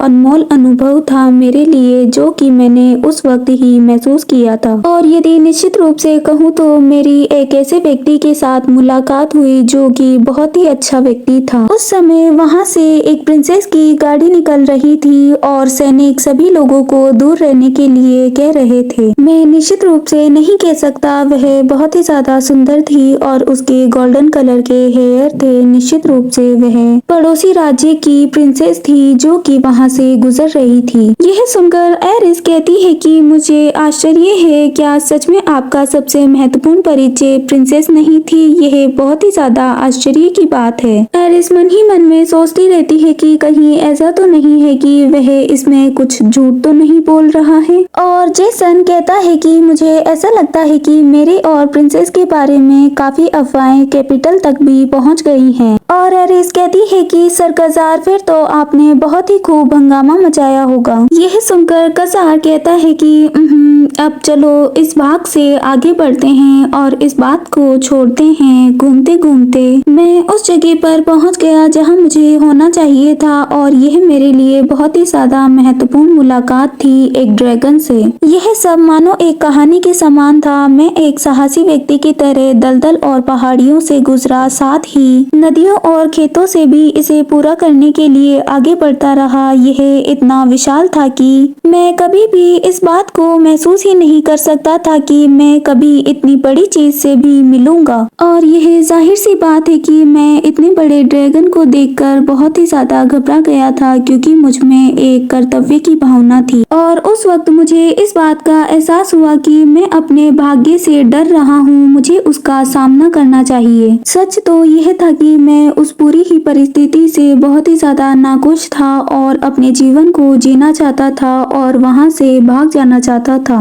लेकिन विडंबना यह थी कि ड्रैगन से मिलने के बाद ही मैं शिकार में सक्षम हो सकता था। शायद ऐसा इसीलिए था क्योंकि मैंने सोचा था कि यह सच में मेरा अंत है, क्योंकि मेरे लिए समान रूप में वापस लौटना असंभव है। भले ही मैं ड्रैगन के खिलाफ जीत जाऊं, लेकिन ड्रैगन की प्रक्रिया मेरी अपेक्षा से बहुत ही ज्यादा अलग थी। और अचानक से वह बात करने लगा, वॉरिया आखिर आप यहाँ आए गए। यद्यपि मेरे लिए यह क्षण मात्र था, क्योंकि मैंने आपके इंतजार में बहुत ही ज्यादा लंबा समय बिताया है। ड्रैगन को बोलते हुए देखकर जेसन आश्चर्य से कहता है कि क्या आप पहले से ही जानते थे कि मैं यहाँ पर आने वाला हूँ? जैसा कि ड्रैगन ने कहा, वास्तव में यह भगवान नहीं था जिसने की मेरे बारे में वह भविष्यवाणी की थी, क्योंकि उसकी बातों से पता लग रहा था कि उसने टेम्पल में किसी न किसी प्रकार की हेरफेर की थी ताकि वे अपने आप को मार सके। इन सब से मुझे यह समझ में आया कि अंततः वह भविष्यवाणी स्वयं ड्रैगन ने की थी, जबकि मैंने अपने जीवन को बलि के मेमने की तरह प्रयोग किया। इसके अलावा ड्रैगन ने मुझसे कहा कि मैंने अपनी मृत्यु के लिए जो भी कार्य किए हैं वे कार्य कारण के सिद्धांत के अंतर्गत नहीं आते हैं। प्रकृति के प्रकाश और उसके सबसे बड़े उपहार के रूप में मैं कड़ी मेहनत के बाद अपने फल को प्राप्त कर पाया हूँ, और बेशक मैंने इन सब के लिए अपनी पर्याप्त कीमत चुकाई है। जल्द ही वह ड्रैगन ग्लो करने लगता है और ड्रैगन को इस तरह से शाइन करते हुए देखकर जेसन भी आश्चर्य में पड़ जाता है।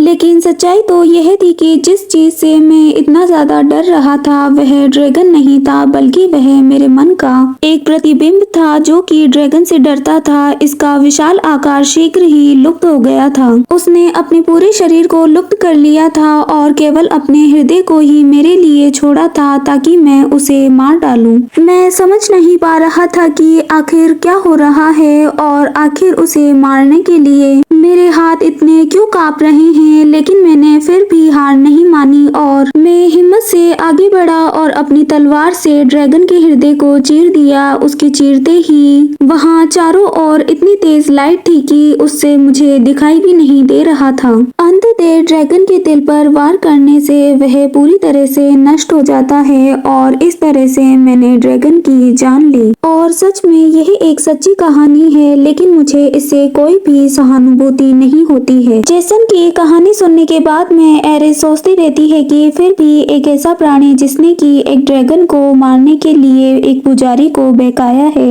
यह बड़ी ही दिलचस्प बात है। इसका आखिर क्या मतलब हो सकता है कि कारण कार्य का सिद्धांत उसकी अनुमति नहीं देता है? इन सबको सुनने के बाद में मुझे ऐसा लगता है कि किसी न किसी कारण से यह मेरे लिए एक सुराग है। एरिस जेसन से कहती है कि क्या आप जानते हैं कि वह प्रीस्ट कौन है और इसका क्या मतलब है कि कैलिजेशन का सिद्धांत इसकी अनुमति नहीं देता है?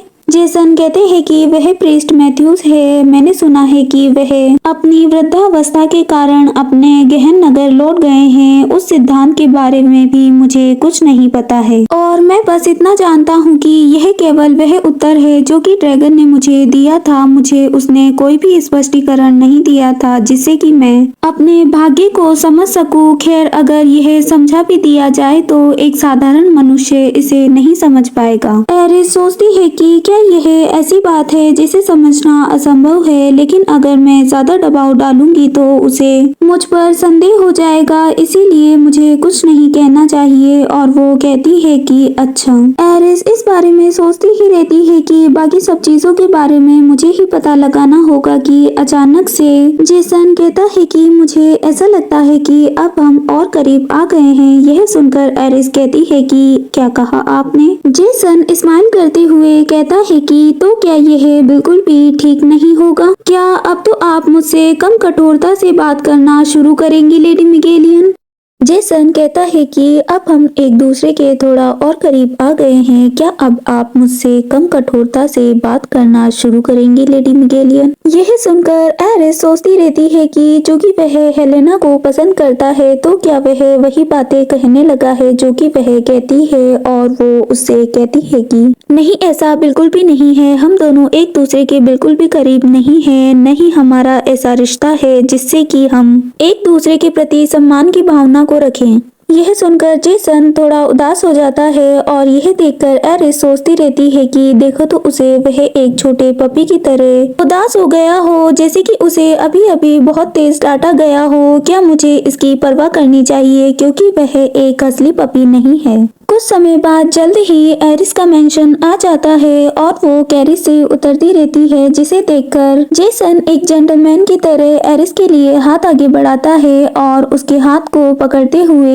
एरिस सोचती रहती है कि यह बहुत ही ज्यादा अजीब लग रहा है। जेसन कहता है कि लेडी मिगेलियन और एरिस कहती है कि यस, और जेसन कहता रहता है कि उन बच्चों से बहुत ज्यादा नाराज मत होइए, चूंकि वे अपना पूरा जीवन रॉयल पैलेस में ही बिताते आए हैं, इसीलिए वे अपनी उम्र के किसी भी अन्य व्यक्ति से मुश्किल ही मिलते हैं, इसीलिए वे थोड़े अनाड़ी हैं। यह सुनकर एरिस को हल्का सा गुस्सा आ जाता है और वो उससे कहती है कि लेकिन जहाँ तक कि मुझे पता है कि वह दोनों अनाड़ीपन के लिए क्षमा पाने की उम्र से भी आगे बढ़ चुके हैं, क्या आप यह भूल गए हैं? यह सुनकर जेसन कोई जवाब नहीं देता है और यह देखकर एरिस कहती है कि पिताजी संभवतः अध्ययन कक्ष में मेरा इंतजार कर रहे होंगे, इसीलिए अब मुझे चलना चाहिए। जेसन से बाव करते हुए एरिस कहती है कि तो फिर मुझे आशा है कि आप अपना व्यवसाय अच्छी तरह से पूरा करेंगे, अब मैं चलती हूँ। और जेसन कहते हैं कि ठीक है लेडी मिगेलियन, हम फिर कभी मिलते हैं।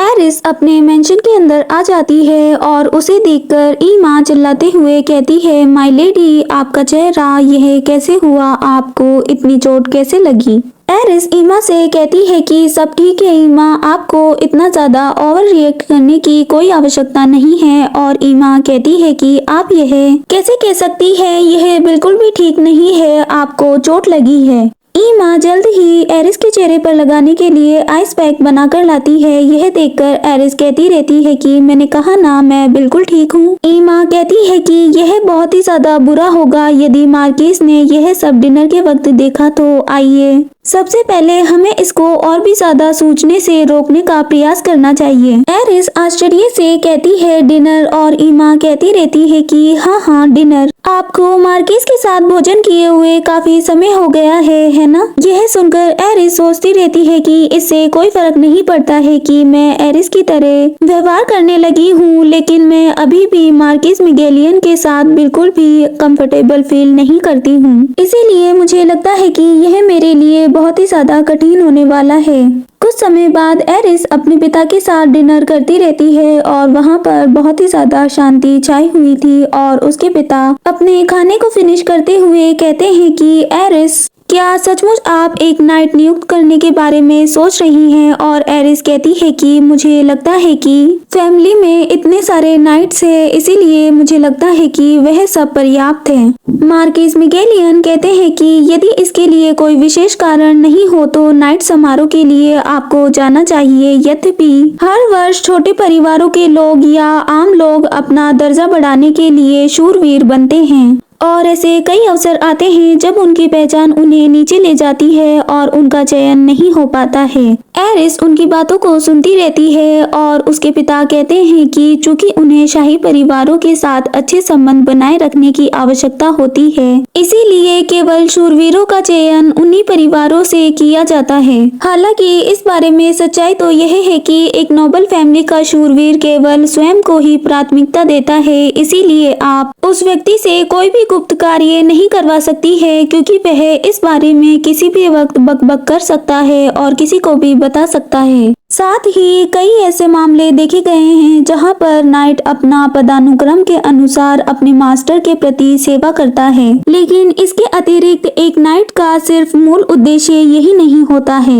वह नाइट ऐसा होना चाहिए कि जैसे कि उसे ऐसी जगह पर भेजा जाए जहां पर आप नहीं जा सकते हो, और उसे एक ऐसा अवर्णीय अज्ञात कार्य भी दिया जाना चाहिए जिसे कि वह किसी दूसरे व्यक्ति को नहीं बता सके। और कहीं ऐसा हो और वो आपकी योजनाओं को उजागर कर दे तो किसी ऐसे व्यक्ति को खोजिए जो कि आपके लिए मरने के लिए भी तैयार हो, क्योंकि यह एक शूरवीर का कर्तव्य होता है कि वह अपने मास्टर की हर आज्ञा का पालन करे और उसके लिए अपनी जान भी दे दे। उनकी बातों को सुनकर एरिस सोचती रहती है कि यह संभव है कि एरिस जो कि बुरी चालें चलती रहती है उसे एक ऐसे शूरवीर की आवश्यकता होगी। इसके अलावा यह मार्किस की बहुत ही ज्यादा अच्छी सलाह है जो अपने लाइटर को काफी अच्छी तरह से समझते हैं। हालांकि उनकी बातों को सुनकर मुझे कुछ तो गड़बड़ महसूस हो रही है। ऐसा लगता है कि जैसे वह मुझसे बात कर रहे हों। ऐसा महसूस हो रहा है कि जैसे कि वह मुझे एरिस नहीं कोई और समझकर मुझसे कह रहे हों।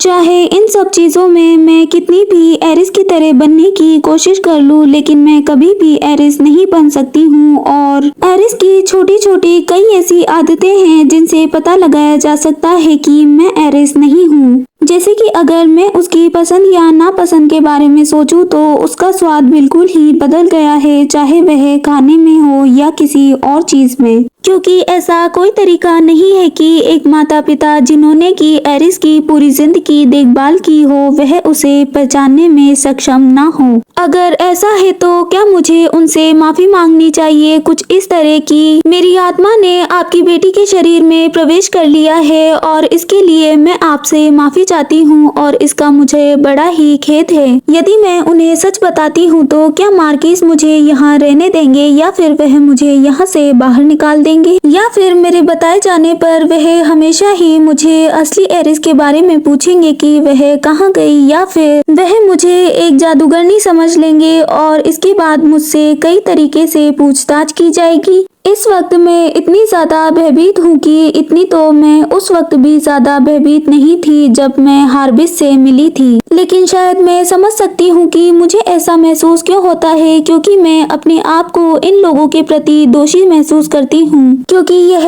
एरिस का बहुत ही ज्यादा प्यारा सा परिवार है जिसमें कि अब मैं रहने लगी हूँ, इसीलिए मुझे यह बहुत ही बड़ा अपराध सा महसूस होता है। वह इस बारे में सोचती ही रहती है कि उसके पिता उसके करीब आते हैं और उसके शोल्डर पर हाथ रखते हुए उसे तसल्ली देते हुए वहां से चले जाते हैं। मार्किस मिगेलियन को अपने प्रति इस तरह का व्यवहार करते देखकर एरिस बहुत ही ज्यादा उदास हो जाती है और सोचती रहती है कि मुझे अपने पिता की याद आ रही है। आखिर वहाँ पर क्या हो रहा होगा, क्या वहाँ पर मैं मर गई हूँ या फिर जीवित हूँ, या फिर कहीं ऐसा तो नहीं है कि मैं वहाँ से लापता हो गई हूँ। क्या मेरे माता पिता मुझे ढूंढ रहे होंगे? क्या सच में मैं अपने पिछले जीवन में लौट पाऊंगी या फिर मैं यहीं पर फंसी रह जाऊंगी? नहीं, ऐसा नहीं हो सकता। मुझे डर लग रहा है। मैं बस अपने घर पर जाना चाहती हूँ। और एरिस बहुत ही ज्यादा दुखी लग रही थी। यह सब देखकर उसकी नैनी ईमा भी उसे चुपके से देखती रहती है और वह भी उसके बारे में दुखी होती रहती है। यहाँ से सीन शिफ्ट हो जाता है और पास्ट को दिखाया जाता है जहाँ पर बताया जाता है ईमा के बारे में। ईमा एक लेडी सर्वेंट थी जो कि एरिस के जन्म लेने के बाद से ही मिगेनियन फैमिली में काम कर रही थी। ईमा विचार करती रहती है कि मुझे अभी भी वह दिन याद है जब मैंने पहली बार आपको देखा था माय लेडी। आप बहुत ही ज्यादा छोटी और क्यूट थी। इसके अलावा वह अपनी वाइट स्किन और हल्के रेड कलर के चीक से बहुत ही ज्यादा प्यारी लगती थी, बिल्कुल एक एंजल की तरह। और यह एक स्वाभाविक सी चीज है कि सभी इस बारे में सोचते हैं कि बच्चे हमेशा बड़े ही प्यारे होते हैं। और ऐसे ही लोगों में ईमा भी एक थी जिसे कि बच्चे बहुत ही ज्यादा प्यारे थे और उसे लेडी बहुत ही ज्यादा पसंद आई थी और वह उससे प्यार करने लगी थी। वह उससे अपनी बेटी की तरह प्यार करती थी। वह उसके लिए सब कुछ थी और वह हमेशा ही एरिस से कहती रहती थी कि प्लीज बड़ी होकर बहुत ही ज्यादा इस दुनिया में सबसे ज्यादा सुंदर लेडी बनना। और इसी तरह देखते ही देखते कई साल गुजर गए और एरिस बड़ी होते होते बहुत ही ज्यादा सुंदर हो गई और उस दिन वह बहुत ही ज्यादा सुंदर लग रही थी, बिल्कुल एक फेरी की तरह। उसे देखकर ईमा विचार करती रहती है कि यद्यपि हर कोई कहता है कि रॉयल पैलेस में काम करने वाली सर्वेंट हेलेना सबसे सुंदर थी, लेकिन मुझे इस बात पर पूरी तरह से विश्वास है कि ऐसा वही लोग कहेंगे जो कि माय लेडी को अच्छे से नहीं जानते हों। उस दिन एरिस का पोर्ट्रेट बनाने के लिए एक पेंटर वहां पर आया था और ईमा कहती है कि माय लेडी आपको जल्दी से चलना चाहिए, चित्रकार आ गया है। और एरिस कहती है कि ठीक है मैं चलती हूँ। और जिस दिन एरिस का पोर्ट्रेट बनाया गया उसने रेड कलर की सुंदर ड्रेस पहनी हुई थी। वह बहुत ही ज्यादा सुंदर थी, जैसे अंधेरी रात के आकाश की तरह काले बाल और सफेद फर की त्वचा जो कि बहुत ही ज्यादा चमकदार थी। और यदि यदि उनकी ग्रीन जेड आइज की बात करें तो जो कि गर्मी के दिन में जंगल की तरह थी और उनके पिंक कलर के होठ देखने में बहुत ही ज्यादा शानदार थे और उनकी इस तरह की कलाकृति को देखकर आपको ऐसा लगने लगेगा जैसे कि आप मानो अपने दिल को निकालकर उन्हें देना चाहते हो। और इन सब बातों के बारे में विचार करते हुए ईमा सोचती रहती है कि माय लेडी बिल्कुल एक एंजल की तरह है, क्योंकि वह शक्तिशाली परिवार की एकमात्र बेटी है जो कि इस साम्राज्य का नेतृत्व करते हैं। इसके साथ ही उनके लिए हर चीज हमेशा ही सर्वश्रेष्ठ होनी चाहिए, लेकिन इस वजह से माय लेडी से ईर्ष्या करने वाले लोग हमेशा ही अपनी नजरों को उन पर टिकाए रखते थे। वह कहीं पर जाते रहते हैं और एरिस कहती है कि क्या योर हाइनेस आज के भोज में भी भाग लेने वाले हैं, और ईमा कहती है कि यस माय लेडी, और पास में ही लोग बातें करते रहते हैं। क्या आपने देखा कि लेडी मिगेलियन ने किस तरह की पोशाक पहनी हुई थी? और दूसरा व्यक्ति कहता रहता है कि मैंने सुना है कि उसने रॉयल दर्जी से अपने लिए ड्रेस सिलवाने का अनुरोध किया था, और दूसरी लेडी कहती है कि हाँ ऐसा ही लगता है, क्योंकि वह हमेशा ही इस भ्रम में जीती है कि जैसे कि वह पहले से ही क्राउन प्रिंसेस हो। और तीसरी लेडी कहती रहती है कि भले ही वह क्राउन प्रिंस की फियोंसे हो, लेकिन अभी भी उनका विवाह रॉयल फैमिली में होना आवश्यक है। लेकिन क्या आपको इन सब से नहीं लगता कि वह बहुत ही ज्यादा घमंडी है? यह सुनकर एरिस और ज्यादा देर नहीं रुक सकती थी, इसीलिए वह ईमा को कहती है कि ईमा आप थोड़ी देर यहीं रुकिए, मैं अभी आती हूँ। और ईमा कहती रहती है कि लेकिन माय लेडी, लेकिन मिगेलियन उसकी नहीं सुनती है और वहाँ से उन लोगों के पास चली जाती है। और वह कहते रहते हैं कि मैंने सुना है कि उनके बोलने का तरीका बहुत ही ज्यादा तुच्छ है। मुझे आश्चर्य हुआ कि कौन सा नीच व्यक्ति ऐसे शब्द बोल सकता है कि अचानक से एरिस वहां पर आ जाती है और उसे देखकर वह घबराते हुए कहते हैं लेडी मिगेलियन, क्योंकि उन्होंने बिल्कुल भी नहीं सोचा था कि वह उनकी बातों को सुन लेगी। और एरिस उनसे कहती है कि लेकिन आप सबको देखकर मुझे ऐसा लगता है कि आप सभी नोबल फैमिली से बिलोंग करते हैं, और यह सोचकर मुझे बड़ा ही आश्चर्य महसूस हो रहा है कि ऐसे पवित्र पैलेस में आप लोग गपशप कर रहे हैं बिना किसी डर के। क्या आपको ऐसा नहीं लगता है कि आप क्राउन प्रिंस की फियोंसे को बदनाम कर रहे हैं? क्या आपको सच में बिल्कुल भी इससे कोई फर्क नहीं पड़ता है कि आप इसके साथ ही रॉयल फैमिली का अपमान भी कर रहे हैं? और यदि क्या होगा कि अगर इस बारे में योर मैजेस्टी एम्परर को पता चल जाए, तो मैं इस बारे में बहुत ही ज्यादा उत्सुक हूँ कि आखिर उस वक्त इस बारे में क्या होने वाला है। एरिस की बातों को सुनकर वह सभी डर जाते हैं और एरिस से क्षमा मांगते हुए कहते हैं कि लेडी मिगेलियन प्लीज हमें माफ कर दीजिए। और इस बारे में ईमा सोचती रहती है कि भले ही लोग उनके बारे में कितना भी बुरा भला कहे, लेकिन वह इसके बारे में किसी से भी अपील नहीं करती, बल्कि वह अपने आप को और भी ज्यादा क्रूर दिखाने का दिखावा करती थी।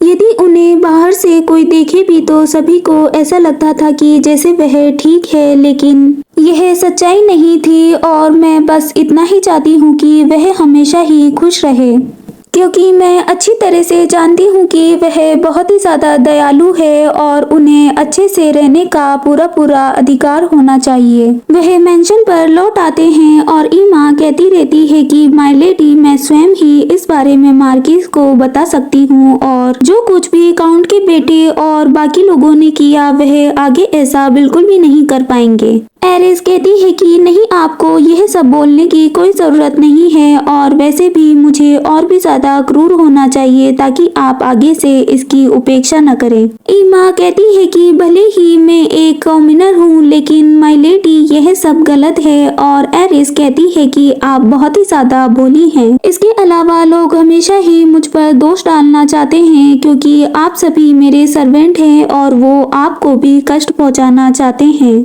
और इन सब से समझ सकती हूँ कि जैसे कि मास्टर हूँ मैं, वैसी ही आप हैं मेरी सर्वेंट। इसके साथ ही मैं इन सभी चीज़ों को कभी भी इग्नोर नहीं कर सकती हूँ और आप सभी को इसकी परवाह नहीं करनी चाहिए, बल्कि अपने सर को उठाकर चलना चाहिए। यह सब सुनकर ईमा सोचती रहती है कि जब माई लेडी को आधिकारिक तौर पर क्राउन प्रिंसेस की फियोंसे बनाने की उम्मीदवार के रूप में मान्यता दी गई, तो उन्होंने रॉयल फैमिली के शिष्टाचार और व्यवहारिक मामलों को सीखने की शुरुआत की। और जब वह इन सब चीजों के बारे में सीख रही थी तो उनको एक वक्त का भी समय नहीं मिलता था, ना ही सोने का समय मिलता था और अक्सर उन्हें रॉयल पैलेस भी जाना पड़ता था।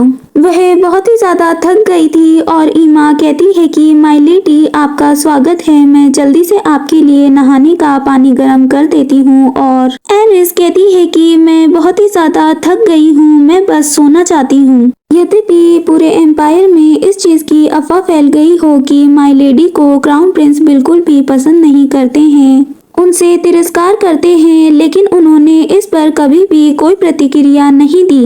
यहाँ तक कि इतना सब होने के बावजूद भी मैंने भी अपनी लेडी को सांत्वना कभी नहीं दी, चूँकि यह एक ऐसी बात थी जो कि माय लेडी की शान को ठेस पहुंचा सकती है और इससे उन्हें दुख पहुंच सकता है। इन सब में वह अपनी पूरी कोशिश करती थी और लोगों पर बिल्कुल भी ध्यान नहीं देती थी, चाहे वह उसे कुछ भी कहें। और उनके इन्हीं सब चीजों को देखकर धीरे धीरे उनके प्रति मेरा दिल पिघलने लगा। जब ईमा काम करती रहती है तो लेडी कहती है कि ईमा, क्या आप अभी से सर्दी के कंबलों की व्यवस्था कर रही हैं? और ईमा कहती है कि इस कंबल को साफ करने के बाद में मेरा काम खत्म हो जाएगा, लेकिन मैं वापस जल्द ही यहाँ पर आऊंगी। और जिस दिन मैं यह सब काम कर रही थी वह मेरा संयोग ही था कि उस दिन मेरी मुलाकात माय लेडी से हुई, जो कि वहाँ पर बिल्कुल अकेले बैठी हुई थी। और सच कहूँ तो जो कुछ भी हो रहा था उसके दौरान वह कभी भी नहीं रोई, कभी भी नहीं, उस वक्त भी नहीं जब लोग उन पर उंगलियां उठा रहे थे और उनके बारे में बुरा भला कह रहे थे। एरिस का बर्ताव उस दिन उसे कुछ अलग ही लग रहा था और ईमा उसके पास जाती है और उस कंबल को एरिस को उड़ाते हुए कहती है कि माय लेडी, बहुत ही ज्यादा ठंडी हवा चल रही है, आपको अंदर रहना चाहिए। एरिस कोई जवाब नहीं देती है और ईमा कहती रहती है कि माय लेडी, अंदर चलने के बारे में आपका क्या ख्याल है? और एरिस बहुत ही ज्यादा दुखी थी और कहती है कि ईमा, क्या प्रेम बहुत ही ज्यादा महत्वपूर्ण है? और क्या सिर्फ एक प्यारी सी स्माइल करने से कोई भी व्यक्ति क्राउन प्रिंस का पहला प्यार और उसकी क्वीन बन सकता है? और मुझे तो ऐसा लगता है कि वह कोई ऐसी स्थिति नहीं है कि कोई भी व्यक्ति प्यार के बल पर वहां तक पहुंच सकता है। और उन्हें देखकर मुझे एहसास हुआ कि योहानेस ने माय लेडी के प्रयासों को कभी भी मान्यता नहीं दी। और सच कहूँ तो एक एम्प्रेस हमेशा ही अपने एम्पायर का समर्थन करती है और इस बारे में ही मैंने हमेशा सीखा है। और इन सब के लिए मैंने इतनी मेहनत की कि मैं उस मुकाम तक पहुंच सकूं और उस पद के लायक बन सकूं। इन सब से उसे बहुत ही ज्यादा दुख महसूस हो रहा था और एरिस अपनी ब्लैंकेट को कसते हुए कहती है कि अगर वह मुझसे प्यार नहीं भी कर सकता है तो कोई बात नहीं, लेकिन क्या कम से कम वह मुझे पहचान भी नहीं सकता है? क्या आप उसके बारे में जानती हैं? वह लड़की सिर्फ हंसना जानती है, फिर भी सब लोग उसी से प्यार करते हैं। और एरिस को इस तरह से दुखी देखकर ईमा सोचती रहती है कि अगर वह किसी प्रकार की जादूगरनी होती तो वह एरिस के आंसुओं को रोकने के लिए एक तूफान भी खड़ा कर सकती थी। ईमा एरिस को गले लगाते हुए कहती है कि इसके लिए क्षमा करना माय लेडी, लेकिन अगर कुछ होता तो मैं आपकी इच्छा को जरूर पूरा करती। और उन दोनों के लिए वह एक ऐसा पल था जब ईमा सिर्फ उसके लिए प्रार्थना ही कर सकती थी। ईमा उसके लिए कुछ भी करना चाहती थी, लेकिन एरिस के दिमाग में कुछ और ही चल रहा था और वो अपने बारे में कामना करती है कि एरिस हमेशा के लिए इस दुनिया से गायब हो जाए और इस दुनिया में कभी न आए। वह ईमा से कहती है कि अगर मेरी इच्छा पूरी हो जाए तो कितना अच्छा होगा ना ईमा। और कभी कभी चमत्कार अत्यंत ही दुर्भाग्यपूर्ण तरीके से घटित होता है और वो भी एक ऐसा ही दिन था जब ऐसा कुछ हुआ। ईमा एरिस को गले लगाते हुए कहती है कि इसके लिए मुझे माफ करना माय लेडी, लेकिन मैं आपके लिए कुछ कर पाती तो आपके सभी दुखों को दूर कर देती। और शायद उस दिन मैंने कुछ ऐसी ही इच्छा मांगी थी कि माय लेडी हमेशा के लिए इस दुनिया से गायब हो जाए, और वह एक अद्भुत दिन था जिस दिन भी कुछ ऐसा ही हुआ। उस दिन के बाद माय लेडी का नेचर बिल्कुल ही बदल गया, जब मैंने नोटिस किया कि जब वह किसी विचार के बारे में सोचती थी तो अपनी चौथी उंगली को बिल्कुल भी नहीं हिलाती थी। इसके अलावा उनकी सुबह उठकर पानी पीने की आदत तथा नाखून चबाने की आदत वह सभी बिल्कुल भी नहीं नजर आती थी। और जब भी मैं उन्हें बुलाती थी तो वह बस हाँ ही कहती थी, और उनके बोलने का तरीका भी पूरी तरह से बदल गया था, जिससे कि मुझे यकीन होने लगा कि वह माय लेडी नहीं है। ईमा एरिस से कहती है कि माय लेडी क्या आप कुछ स्वादिष्ट भोजन खाना पसंद करेंगी, और एरिस कहती है कि यदि आप मेरे लिए कुछ भी बना सकती है तो मैं आपके लिए उसकी आभारी रहूंगी।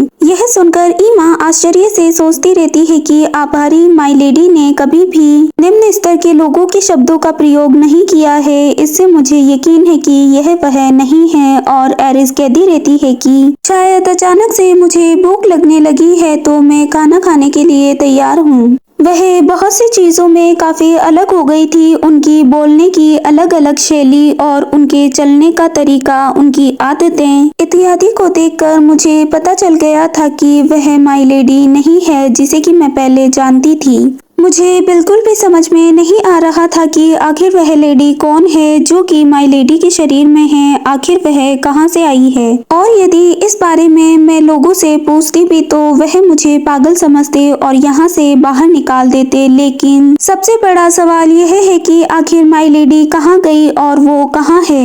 एक दिन ईमा एरिस से कहती है कि माय लेडी क्या आपको याद है कि जब आप 6 साल की थी और पहली बार घुड़सवारी करना सीखा था तो आप गिर गई थी, और उस समय क्या आपकी क्राउन प्रिंस ने सहायता नहीं की थी। और एरिस कहती है कि क्या आप उस वक्त वहाँ पर नहीं थी, मैं उस वक्त 15 साल की थी ना कि 6 साल की, क्या आप भूल गई हैं। ईमा कहती है कि ओ हाँ, मुझे याद आया, तब आप 15 साल की ही थी, सही कहा आपने। एरिस की बातों को सुनकर ईमा सोचती रहती है कि उनकी याददाश्त को कुछ भी नहीं हुआ है, केवल उनकी छोटी मोटी आदतें ही बदली हैं। और उनकी यादों को जानकर ऐसा लग रहा है कि जैसे कि उन्हें अभी भी महत्वपूर्ण तथ्य याद हैं। एरिस ईमा से कहती है कि आखिर आप इस तरह की बातें क्यों कर रही हैं, इन्हें करना बंद कीजिए। और ईमा कहती है कि यस माय लेडी। और सबसे संदेह की बात तो यह थी कि वह अभी भी सामान्य होने का दिखावा कर रही थी। ईमा कुछ समझ नहीं पा रही थी कि आखिर उसे हुआ क्या है, आखिर वह इतना बदल भी गई है लेकिन किसी को संदेह भी नहीं होने देती है। और कहीं ऐसा तो नहीं है कि माय लेडी के शरीर की आत्मा को एक दुष्ट जादूगरनी ने चुरा लिया है। नहीं, लेकिन अगर ऐसा होता तो वह अपने आसपास के लोगों से मदद जरूर मांगती।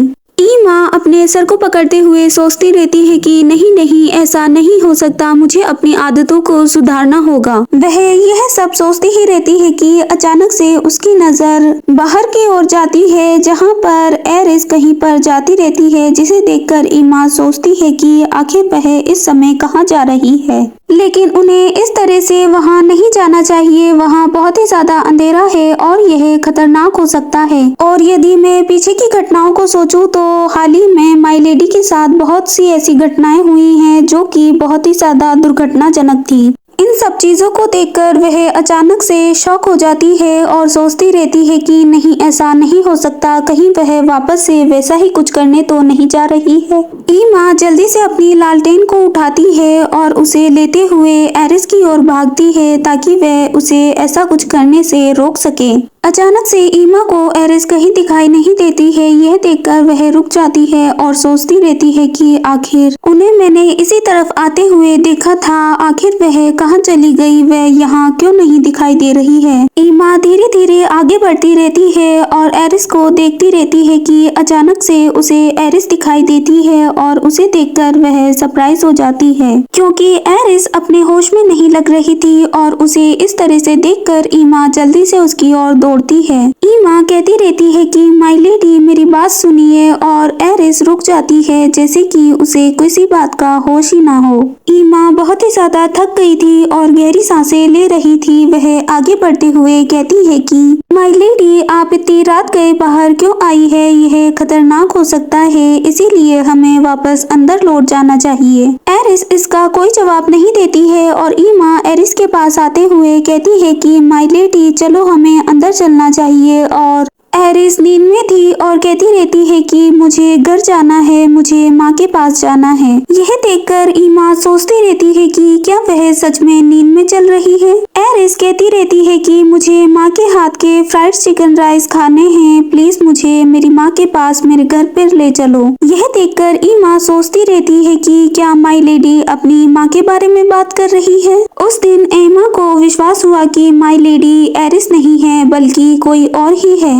यह लेडी उसकी लेडी एरिस नहीं हो सकती है। वह बहुत ही ज्यादा ईमानदार और गर्वपूर्ण बहुत ही प्यारी थी। उसे देखकर ऐसा लग रहा था कि वह एक ऐसी अनचाही आत्मा है जो कि इस वर्ल्ड में आ गई है और अनचाहे ठोकरें खा रही है। एरिस अब इन सब चीजों को और सहन नहीं कर सकती थी और वो रोने लगती है और कहती रहती है कि मुझे घर जाने दो, मुझे अपनी माँ के पास जाना है और उनके हाथ का बना खाना खाना है। यह सब देखकर ईमा सोचती रहती है कि मुझे बहुत ही देरी से यह रियलाइज हुआ, लेकिन वह मेरी लेडी नहीं है। एरिस को इस तरह का बर्ताव करते देखकर ईमा एरिस के हाथ को जेंटली पकड़ती है और कहती है कि माय लेडी सब ठीक है, आप बिल्कुल भी चिंता मत कीजिए, सब ठीक है, जो भी मुझसे संभव हो पाएगा मैं आपकी पूरी मदद करूंगी। आप बिल्कुल भी चिंता मत कीजिए लेडी एरिस, सब ठीक हो जाएगा, आप बिल्कुल ठीक हो जाएंगी, मैं हमेशा आपके साथ रहूंगी। ईमा मन ही मन में सोचती रहती है भले ही मैं कुछ चाहूँ या न चाहूँ, लेकिन ईमा एरिस को गले लगा लेती है और सोचती रहती है कि क्या अब ऐसा कुछ भी नहीं है कि माय लेडी वापस आ सकती है और मैं इस लेडी की मदद कर सकती हूँ। अगले दिन जब एरिस उठती है तो मेड्स कहती रहती हैं कि माय लेडी अपना मुंह खोलिए, आपको इसे खाना चाहिए। और यह सब देखकर एरिस सोचती है कि मुझे इन सबको इस तरह का व्यवहार करते हुए देखकर ऐसा लग रहा है कि इस घर के सभी सर्वेंट इस बात से डरते हैं कि जैसे कि मैं भूख से मर ही जाऊंगी। येलो हेयर लेडी कहती रहती है कि जल्दी करो माय लेडी, यह गरम गरम ही बहुत ज्यादा स्वादिष्ट लगता है। और ईमा कहती रहती है कि माय लेडी आपको बस अपने मुंह को खोलना है, हम आपको इसे खिला देंगे। और ब्राउन हेयर लेडी कहती है कि माय लेडी मिठाई के लिए हमने आपके लिए पुडिंग तैयार की है, मुझे लगता है कि आपको यह जरूर पसंद आएगी।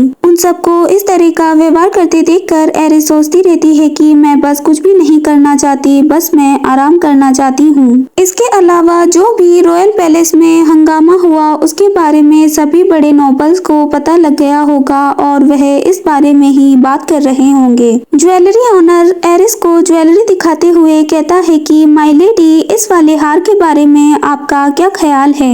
और दूसरा व्यक्ति कहता रहता है कि हम इसके बारे में कह सकते हैं कि लेडी मिगेलियन के लिए बनाने वाले हार के लिए डिजाइनर को प्रेरणा स्वर्ग से मिली थी, इसीलिए उन पर वह बहुत ही ज्यादा अच्छा लगेगा। येलो ड्रेस व्यक्ति कहता रहता है कि जिस क्षण आप इस हार को अपने गले में डालेंगी तो हर कोई इससे आश्चर्यचकित हो जाएगा और उनके पास कहने के लिए शब्द भी नहीं होंगे। उनकी बातों को सुनकर एरिस सोचती रहती है कि इन सब से कोई फर्क नहीं पड़ता है, वैसे भी उस घटना के लिए सबसे ज्यादा प्रसन्न हो रहे होंगे जब क्राउन प्रिंस ने मुझे थप्पड़ मारा था। दूसरी ओर नौकरानियां एरिस के बारे में बातें करती रहती है कि लेडी मिगेलियन माय लेडी जो कि क्राउन प्रिंसेस है, आखिर वह इतना शांत क्यों है, अगर यह हमेशा की तरह होता तो वह हिज मैजेस्टी से इसकी शिकायत करती, साथ ही अपनी गलती को भी नहीं मानती। इसके अलावा वहाँ सिर्फ ऐसा ही नहीं हुआ होगा, उसके लिए हेलेना के रहने के क्वार्टर में जाना और हंगामा करना सामान्य बात होगी। शायद वह अवश्य ही अस्वस्थ महसूस कर रही होगी। हाल ही में उसने अपना खाना भी कम कर दिया है और उसे खाना खाना खाने में भी कठिनाई हो रही है। उनकी बातों को सुनकर एरिस सोचती रहती है कि मैं हेलेना को आखिर क्यों ढूंढूंगी। यदि मुझे किसी की हड्डियां भी ढूंढनी होगी तो मैं योहानेस को ढूंढकर उनसे एक डंडा बनाकर उसे ही मारूंगी। हालांकि सच्चाई तो यह है कि मैं इन सब चीजों को करने के लिए बहुत ही ज्यादा उत्सुक हूँ और इन सब चीजों को सोचकर अपने पिता की याद आती है, जिन्होंने कल रात को उसे बहुत कुछ कहा था और उनसे बात की थी। एरिस उन सब की बातों को सुनकर थक गई थी और वो अपने फैन को बंद करते हुए कहती है कि अब सब बाहर जा सकते हैं। आज मैंने जो कुछ भी आभूषण देखे हैं मैं उन सबको खरीदने वाली हूँ, इसीलिए नीचे जाकर उन सभी का भुगतान कीजिए। एरिस उन सबको सोचने के बाद में सोचती रहती है कि आखिर इन सब चीजों का क्या महत्व है। क्या मैं मार्किस के साथ भोजन करने के बाद भी अपने परिवार के बारे में सोचूंगी? क्या कहीं उन सबको देखकर ऐसा तो नहीं लगता कि मार्किस का हाथ भी मेरे पिता जितना बड़ा है, इसीलिए मुझे ऐसा एहसास हुआ। सच कहूँ तो उस दुनिया में मेरे परिवार और मेरे बीच कुछ खास रिश्ता नहीं था, लेकिन वह बढ़िया भी नहीं था तो कुछ बुरा भी नहीं था। और सच्चाई तो यह है कि मुझे अपने परिवार के हर हिस्से से नफरत थी। वह उस वक्त वह शॉप पर काम कर रही थी और वो पैकेज को देते हुए कहती है कि इसके 6200 वॉन होंगे, और चूंकि मेरे परिवार ने कहा कि उनके पास मेरे लिए खर्च करने के लिए पैसे नहीं हैं, इसीलिए मैंने वह सब चीजें करनी छोड़ दी जिन्हें कि मैं करना चाहती थी। इसके अलावा सच्चाई तो यह थी कि मेरे माता पिता की मुझसे बहुत सी अपेक्षाएं थी और यह सब मुझे बहुत ही ज्यादा अनुचित लगता था, क्योंकि अगर बेहतर होता अगर वह इन अपेक्षाओं के अनुसार ही मेरे प्रति कुछ थोड़ी सी दिलचस्पी दिखाते तो।